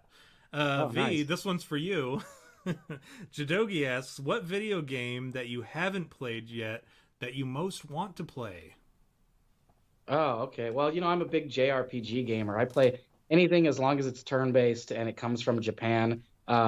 Specifically, I follow the Square Enix company, so I play all of their JRPGs, especially the Final Fantasy. Obviously, I'm a hooer for the Final Fantasy series. But anything that's come from Square Enix, I've followed since I was like 10. So anytime there's a new Square Enix RPG, I'm like on it. Like Bravely Default 2 just came out for the Switch. That's what I've been playing right now. But if it's for something that I haven't played yet, I don't know, man. I always buy games as soon as they come out. So I'm like, I've already played it, right? So like people are talking about the only thing I'll tell you what I'm waiting for, and it kind of doesn't even work because I've already played it. They're doing a remastered version of this game called Saga Frontier that came out in the 90s for PlayStation, and it's a great fucking game. Like it's obscure, like not that many people know about it and has like a small fan base, but I love the Saga Frontier series. The whole series of Saga is great. And that one was particularly really good, but they're remastering it and it comes out in April with like a new like episode to it too. So I'm really excited about that. I know it's fucking lame. You guys are like, oh, this fucking you don't play Resident Evil or whatever. Sorry, I only play JRPGs. I'm kind of a whore for I'm a weeb, I guess. I like anime and I like, Japanese role playing games. So if it has anime girls in it, I'm gonna like it. But specifically right now, I'm waiting for the remastered version of Saga. That's the only thing on my Steam wish list right now because I have all the other games that I've been wanting to play. Like as soon as they come out, I buy them. So I'm a gamer. What can I say? Well, in that aspect. What about you, Tom? What do you got? Come So on, there's got to be a game. let me tell you, I am, you know this. You know I'm a huge fucking gamer. I love video games. I love them, and I would sit there and I would play them all day if I could. I just haven't had time in the Right. last 3 years now.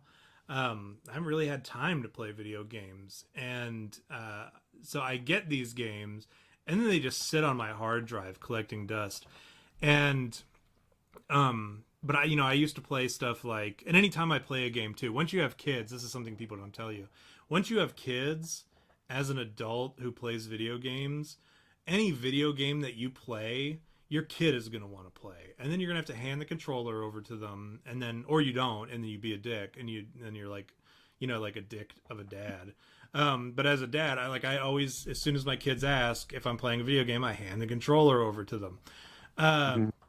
so any game that I've played recently has gone that route, like that Ghosts of Judo Sumo Samurai, the Chinaman game. I downloaded that one and I really liked it. I was playing it for a while. I was having a good time. Uh, Played it for maybe 20, 30 minutes, and then when my kids got home, my oldest son took over and he beat it that night.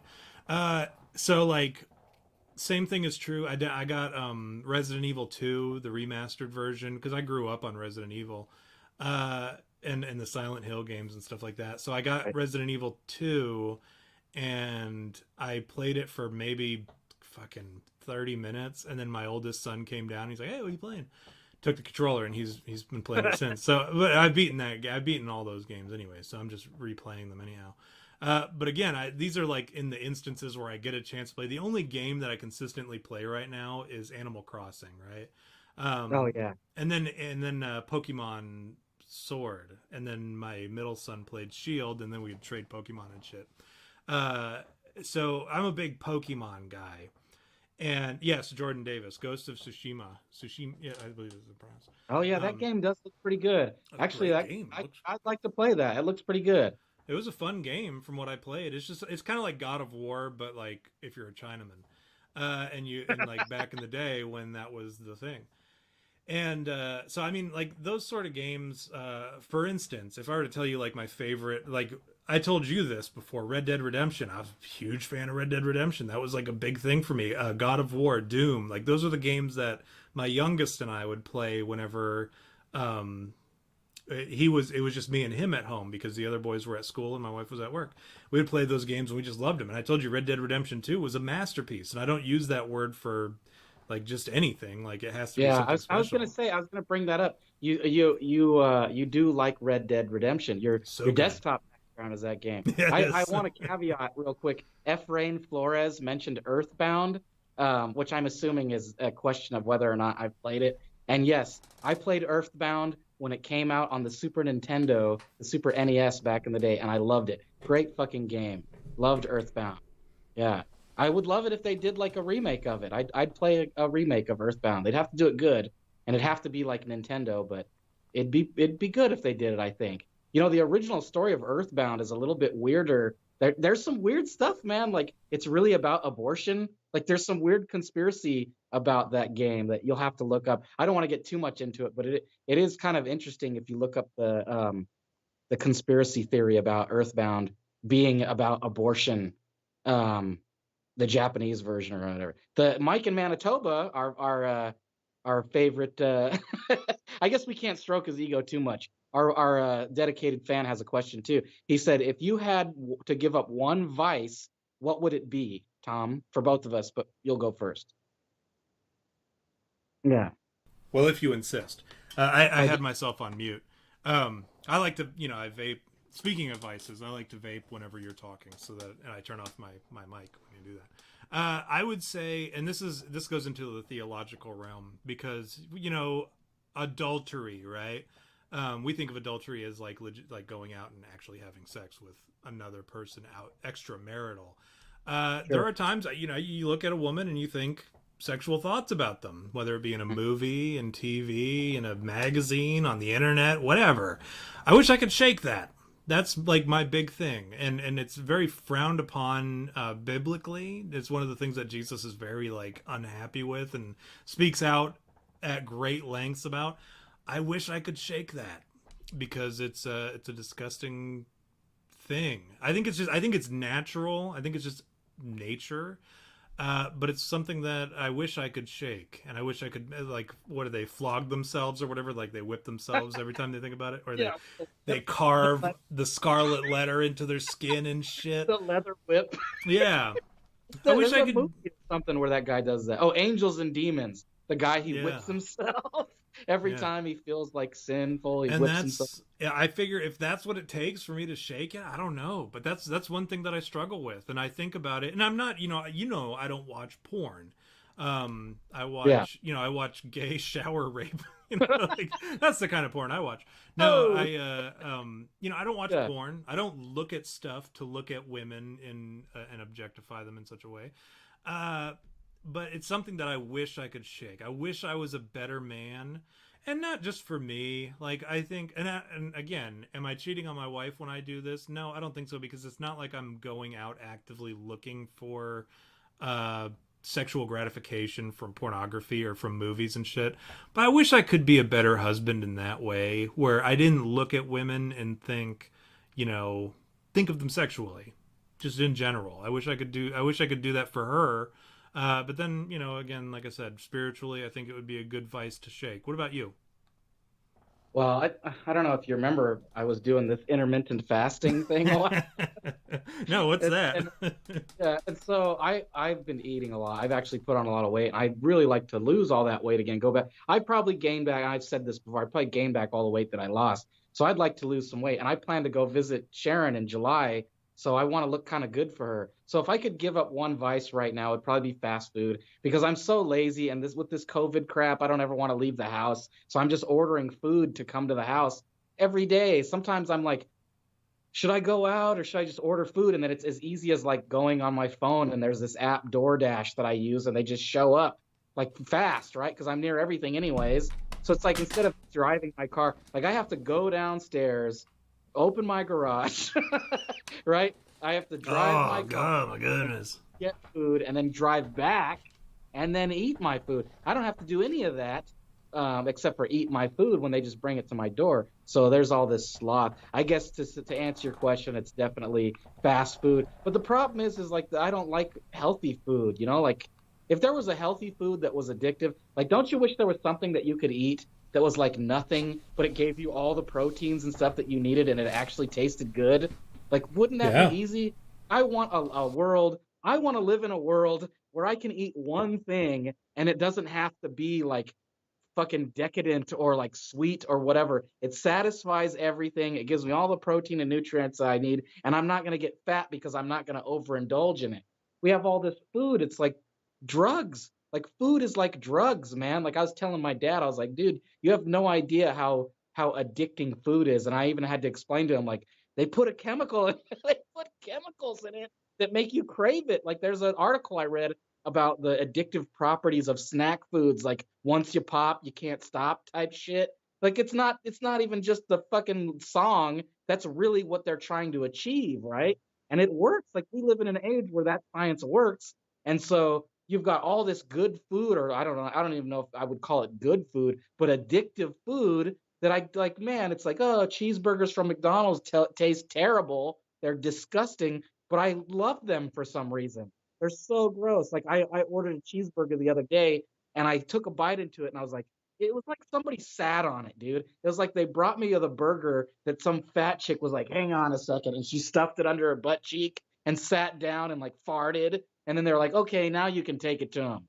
And that's what they gave me, and they presented it to me, and I was like, they all look like this every time. So it was like the norm, right? And I just took a bite, and it was so disgusting, but I ate it anyways. Like, you ever eat something and you're like, this is so gross, but you just eat it.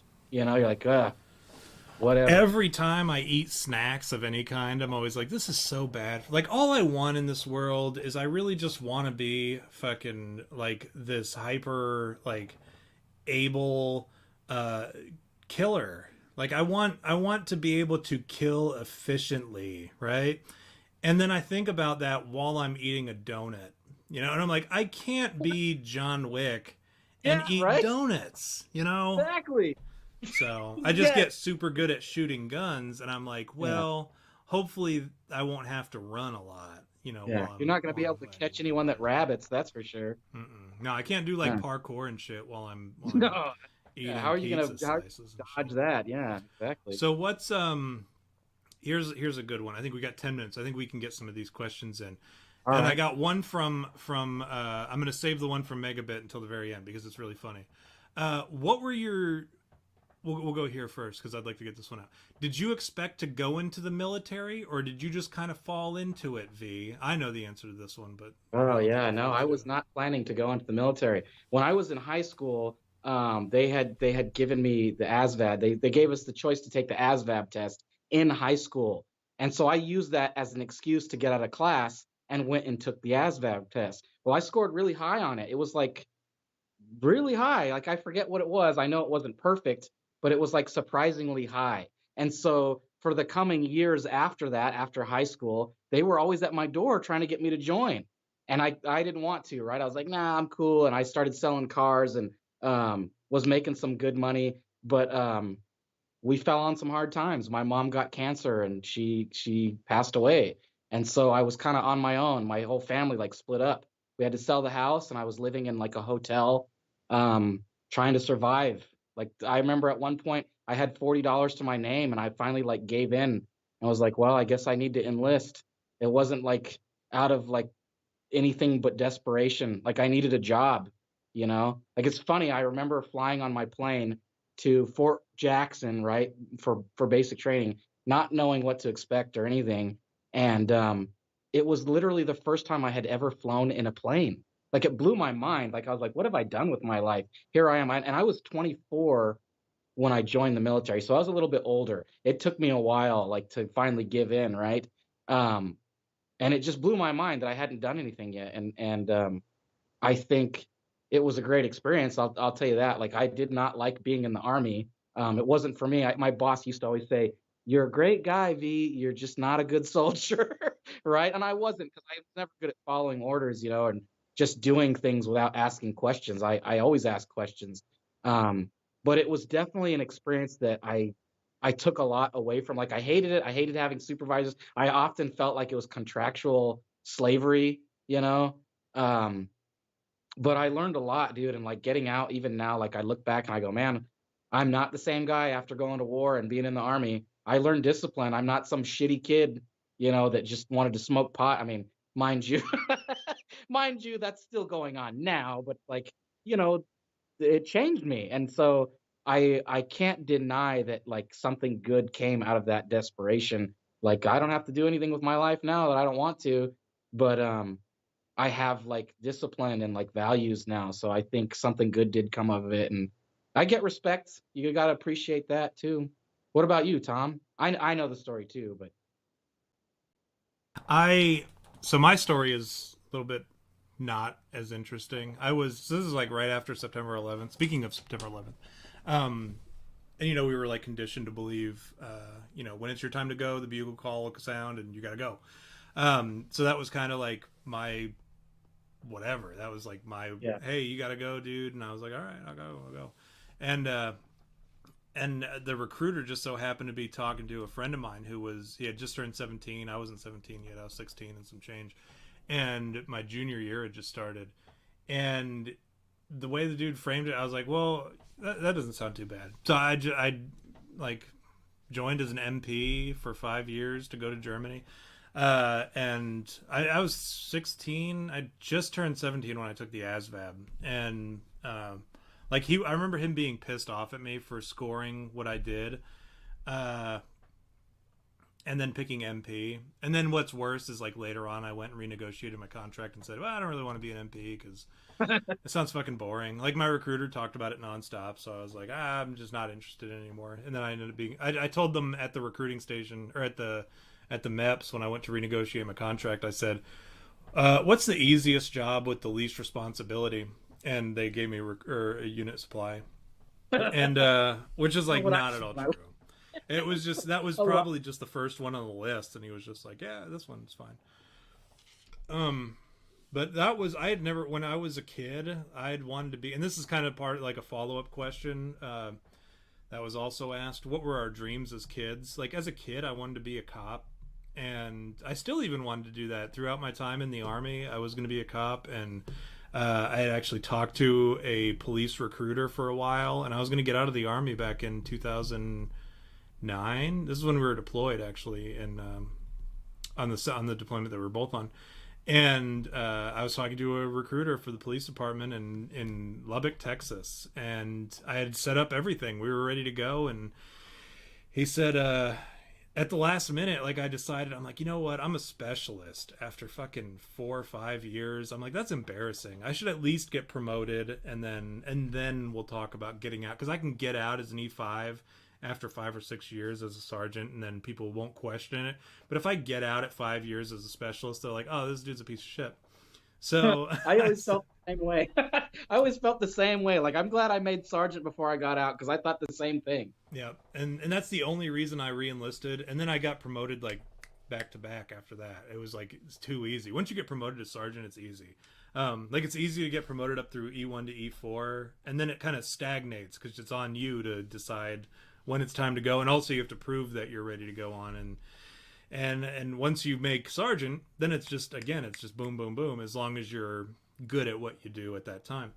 But those are like the two structures, junior enlisted and then non-commissioned officer. And But you wanted to be a cop? I think maybe you did tell me that before. I was gonna do it, and what's worse is when I was at Knox and I was getting ready to get out again. I started the process, and this is when Obama was the president, and the economy was just not good. It was not a time to get out. And so I said, you know what, I can be a cop still. So I applied for CID, right? Criminal Investigations Division. And I got accepted, and everything was good. They were like, hey, dude, you passed everything. You can come be a CID, plainclothes cop in the Army still, and you would just investigate, soldier shit. Like if a soldier gets in trouble, you would go and do the investigation, and you do it on post. I was like, oh, all right, that sounds cool. Did everything, and I was promotable to staff sergeant, and they said, you just got to drop that promotable status. And I said, dude, you don't know how like I've got a kid, I've got I've got all this stuff going on. I was like, I can't just drop that because that's an increase in pay, right? Like a significant increase from E5 to E6. Decent increase at least. I was like, I got to focus more on my family right now. So then once I canceled that packet, all of a sudden recruiting snatched me up because they were like, oh, this dude's looking at doing something else.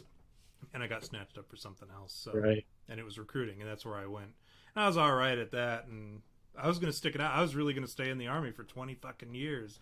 And then they kicked me out because I failed that psych eval. But otherwise, I'd still be in right now. I'd probably be a first sergeant right now. Yeah. What about you? What were your dreams as a kid?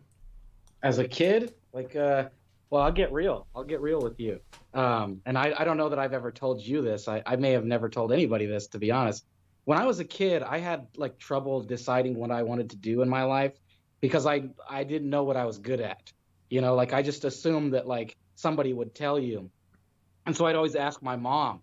I'd be like, what do you think I should do when I grow up? Like when I'm like 12 years old, 10 years old, I'd be asking my mom this. And she would always say, you can do whatever you want. And it would make me so mad because I was expecting her to be like, you should be a chef or you should be this. And then I could go, okay, that's the path I'll follow, right? But she never did that. Her way was she wanted me to know that I had all these options, but I was expecting someone to just be like, look, this is what you need to do, right? But I never really knew. And there was a time when I thought I did want to be a chef. I thought like, oh, I can cook quesadillas. That means I'm good at cooking. I always liked to pretend when I was a kid. I had buddies that we like when I was real young, right? We'd pretend we were characters from cartoons or video games or whatever. And that was when I started to think, well, maybe I should be an actor. And so I started taking acting in high school and in like junior high. And even in college, I took some acting. And so I thought, well, maybe I should be an actor. But I came to this realization that I wasn't like beefcake handsome, and I probably would never be like a movie star. Like if anything, I was going to get like Paul Giamatti parts. or like Jeremy Piven parts, you know. And I started thinking, I don't know. But I kind of realized in high school that I really liked film. I started taking film classes in high school and stuff, but that's not really what I wanted to do. Like even now to this day, like that's my direction is I want to be a filmmaker and I want to make movies. And like I even have a goal of getting an Academy Award while I'm in my 50s. My goal is to have an Academy Award in my 50s. So the next 15 years, hopefully I have something. But that's not actually like in my heart what I want to do. And what I want to do isn't possible. Because I need superpowers to be able to do it. Of course.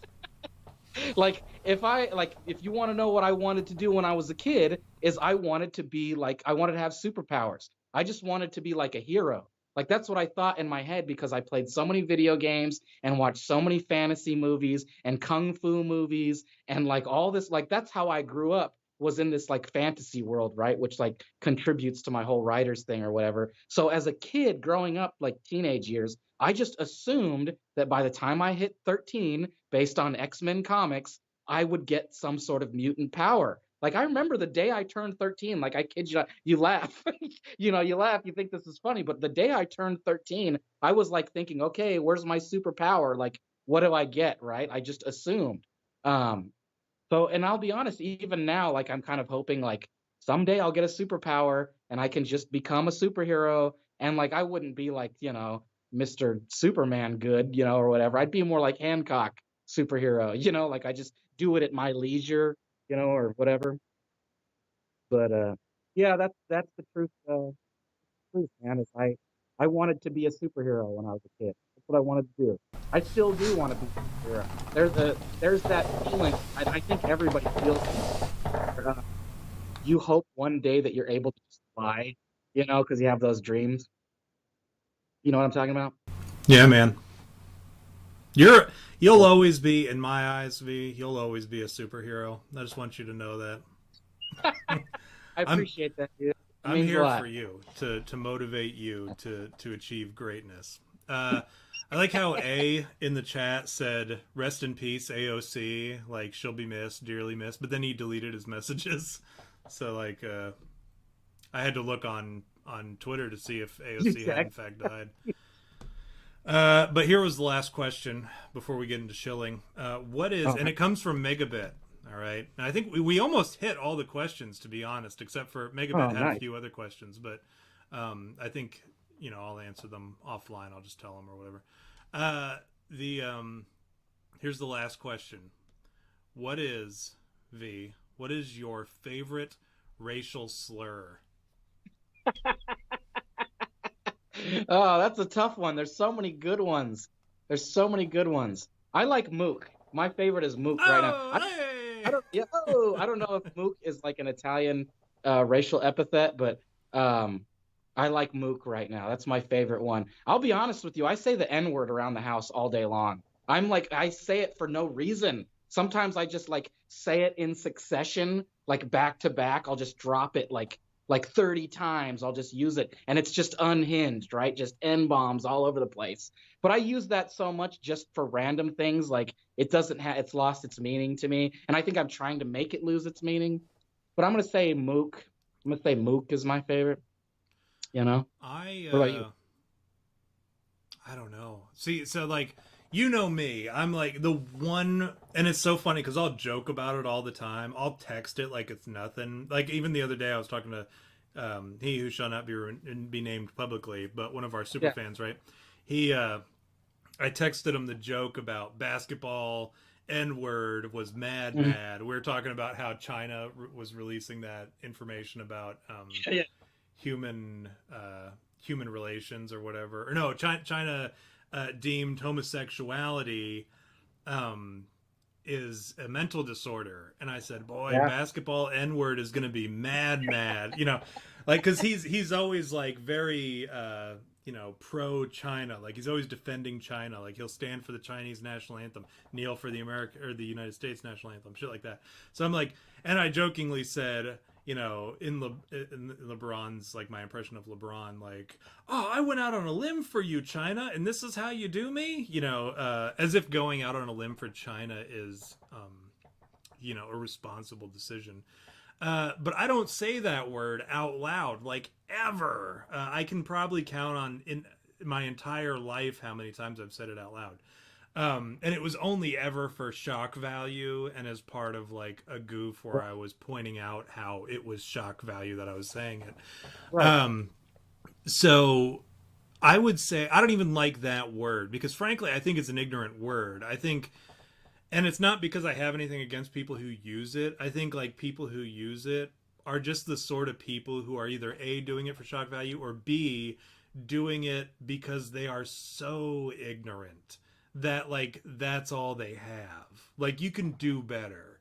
There are so many other racial slurs that you can use for shock value that would flow better and be funnier and actually be like the same degree, like the same level of offensive Yeah. as the N word. And so when people use it, I think a little bit less of them than I would, you know, if they were using any other slur. Personally, I prefer Chinaman just because I'll use that one casually because I don't consider it to be a slur. I think Yeah. like you have to be like super offended by just anything in order to be offended by Chinaman because or You, Oriental. Like those are you know words. that's a good point. You know what I really like is the variations of the N word. You know what my favorite variation of the N word is? It's from Aqua Teen when he goes, "What up, my schneegros?" Schneegros. It's not Negroes. It's schneegros. What up, my schneegros? I love that. Like I feel like I should be able to say that to all my friends anytime I see them. That's hilarious to me. Yeah, and that to me is like it's just something that you would say, and I wouldn't even bat an eye. Like when you say that, or when somebody says nizzle, like we Yeah. know what that is, and we know you're doing a Snoop Dogg a little Yeah. bit or whatever. But you know, like it doesn't phase me whatsoever. But when you say it with like the hard R, and again with just the A, it's like ha ha ha. You know, we're having fun. It's funny. But like with the hard R, that tells me that you're so like bereft of original like slurs that and your education level is frankly probably pretty low if that's the best you can do. Because then also, I mean, how many other different slurs are equally as offensive but flow a little bit better than the N word? You know, you could think of, and I'll just say them right here, right now. You know, you hear people say jungle bunny, that's pretty funny. You hear people say spear chucker, pretty funny.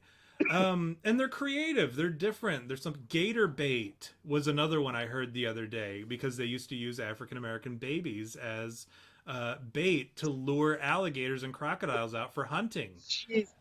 So I think those are funny and creative. At Yeah, least you're yeah, putting some effort into it. But yeah, I think Chinaman, and I think frankly, most of the stuff that we hear from the Middle East, slurs from the Middle East, again, they just kind of mirror that. Like, what's the most popular one? Sand nigger, right? Like, it's not even yeah. creative. No, So, James Pregler in the chat said that he knew a guy named Injun Dave, and when his yeah, that's a teacher, good one. I like, you know what I like about Native American? I think it's hilarious to call every Indian chief. Just so Yeah, that's pretty good too. it's chief.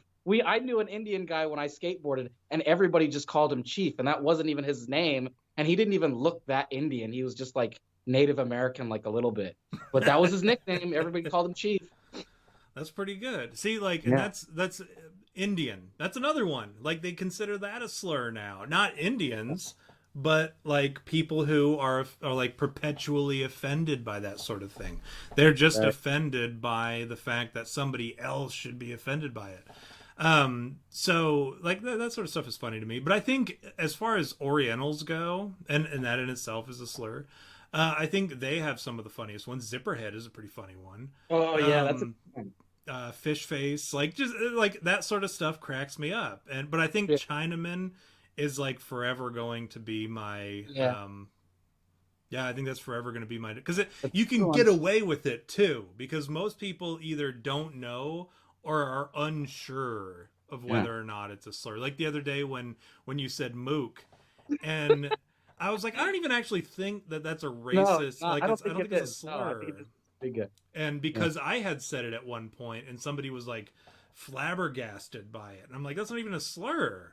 but it can be. And that's the beautiful thing about about, you know, slurs is like, you know, you can use just about anything as a slur, really. I mean, you hear some of the ones that they're using for white people now, and they're not particularly clever, but or even the slurs that the gays use for straight people. You know, you hear like breeder, like, oh, okay, so that's, or default, or Reader is supposed to be offensive. yeah, breeder, factory parts, or original, or factory settings, or original parts. Like, they use these terms as like it's supposed to be a slur, but and then I actually just got a text, and this is a good one too, and I totally forgot about it, but I just got a text from our super fan who shall remain nameless. Porch monkey. That's a really good one. Yeah, that's a good one. And so if you're using that in lieu of the N word, I think that's pretty clever. So I think being creative in your slurs, or for instance, like that one that we talked about the other day, or we've talked about in the past, about the aliens, right? When the aliens come and then people are racist towards them and they call them the space N-words or whatever. Like, fuck off to the moon. Yeah, like, Earth's full, you know, and you call them space N-words, right? That's funny and it's creative and whatever, because it's a goof, not because it's an actual slur. But porch monkey, that's pretty clever. And I think, you know, and again, you could probably argue that, well, that's not even really that racist, because I would look at you, and if we were sitting on a stoop, just like they talk about in Clerks 2, like, we would call each other that, like when we were hanging out growing up. You'd say, you know, look at you porch monkeys or whatever, and you'd be just talking to your white friends or whatever. You'd never talking about a black guy, but that's, people just perceive it to be a slur, and whatever. It's a weird world we live in, man, and it sucks. I tell my kids this all the time. I'm like, dude, we grew up, all these words that you hear that you're not allowed to say, fag, queer, retarded, like all that stuff, we used to just say that and nobody got offended, like, at all. Like, if you called somebody those names in anger, that would be one thing, because you were kind of like driving a point home that they were that particular thing, and in the most offensive terminology that you could. But if you just said it in casual conversation, like, get a load of this fag, like, nobody took offense to that. But if you're like, you listen here, you little fucking fag, that was another story. But now, like, you can't, I tell my kids this all the time, I'm like, you can't say those words, because somebody, it doesn't even necessarily need to be the person that you're talking to or about, somebody else will get offended. And that's, I think, where we steered, like, the wrong way as a society. It's like when you were a kid, you could call each other fags, but the moment somebody said faggot, yeah, like, oh, like, oh, faggot, oh, Mr. Call, hey. yeah, oh. But even then, you, like, if you were saying it playfully, it was like nobody batted an eye. You're like, get a load of this faggot, you know, and you're like, oh, ha ha ha, funny, very funny, you know, or like what you always do, good one. But yeah, like, you know, we always crack up about that sort of stuff. But now you can't say it. You can't even be like, well, that's retarded or that's gay. And gay is like the most mild version of that you could possibly say, but using it as an insult or like as a means to say, well, that's bad or that sucks. People are like, all of a sudden they're like all bent out of shape about it. And it pisses me off, because I'll say those words. I say those words around my kids, and you know, doesn't faze me. But then they'll look at me like I just committed some kind of like hellworthy trespass by saying, well, that's freaking gay, or well, that's retarded, you know. And just because they've been conditioned to believe that you're not allowed to, by Cartoon Network putting these little 10-second spots up of Steven Universe talking about like, oh, you shouldn't call fucking people queers or whatever because it's offensive to the queer community or whatever they say. I don't know. Yeah. What about you, V? Did you ever say the N-word? Yeah, all the time. I told you, I say all the time. You're allowed to, because you're like you're a person of color. Yeah, I am a person of color. Whereas me, I just dropped the N-bomb just a few minutes ago, and nobody has called me out yet. I want to get real. I've had black people tell me that I am that. And that I've had black people tell me that I'm more that than them because of all the culture and like urban background that I have. You know what I mean? Like, I have a lot of urban background. I can like default into ebonics if I want to. I have like listened to so much underground hip hop growing up. You know what I mean? Like I smoke trees, dog. You know what I mean? Like I smoke, I cheat. You know what I mean? Like, but yeah. Not me. I'm just like, hey, would you fellers like to go listen to some Bob Seger? Wear some Yeah. sweatshirts around our waist, tied off, Yeah. do ourselves up a little man bun. What else do white people do? I don't know. Uh, Drink milk, nothing, maybe? nothing fun. I don't drink milk, so I'm like the worst white person when it comes to that. Anyways, what do you got to shill, V? It's that time of the episode. We're well over, but Yeah, we went over a little. Well, as always, don't forget to follow us on Twitter and subscribe if you haven't subscribed. We're doing a contest right now. If you take a screenshot of our 700 subscription and send it to me DM on Twitter, I will buy you a shower curtain. You had me at Bigfoot shower curtain or any one of our many designs. I'll put on a shower curtain and send to you. Don't forget that that's still going on. Follow us. Feel free to send us messages and tweets at at us. You know what I mean? We love to respond to you guys. We love you guys. You guys are our bread and butter. So we appreciate every interaction we have with you guys. As always, thanks for coming out. Don't forget to catch up or watch next week. We're doing we start our M Files series. So be sure to tune in. What do you got, Tom? I don't have anything. I don't know. Hey, I appreciate you guys sticking it out for us for an extra 15 minutes. I know we went 15 minutes over. I feel like my fucking idiot governor, Andy Bashir, who's a fucking fag, a retarded fag. I'm just going to say as many words as I can. Stupid fucking zipperhead fag, queer. But he always goes, I know we ran a little bit over on this fucking COVID thing, but... because he always talks about the vaccine at great length. Still haven't gotten the vaccine. V, have you gotten yours? No. Come on, dude. I'm never getting that. Anyone in the chat gotten theirs? But yeah, I echo what V said, man. I appreciate you guys sticking it out the extra 15 minutes and hanging out. And thanks for all the great questions. Sorry if we didn't get to them all. And next week we return with the M Files, and I'm excited about that. Not because it's like. Not like there's anything going to be different. It's going to be the same structure of the show and everything, but every episode's going to start out with the fucking X-Files thing. I'll tell you, that was a labor of love, and I'm glad you guys got a kick out of it. And thanks, Mike, for contributing.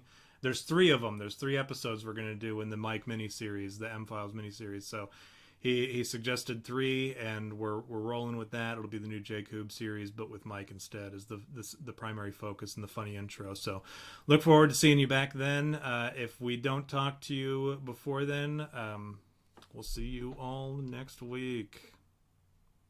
Now if I can find the Joe Biden thing. I'm Joe Biden, and I approve this message.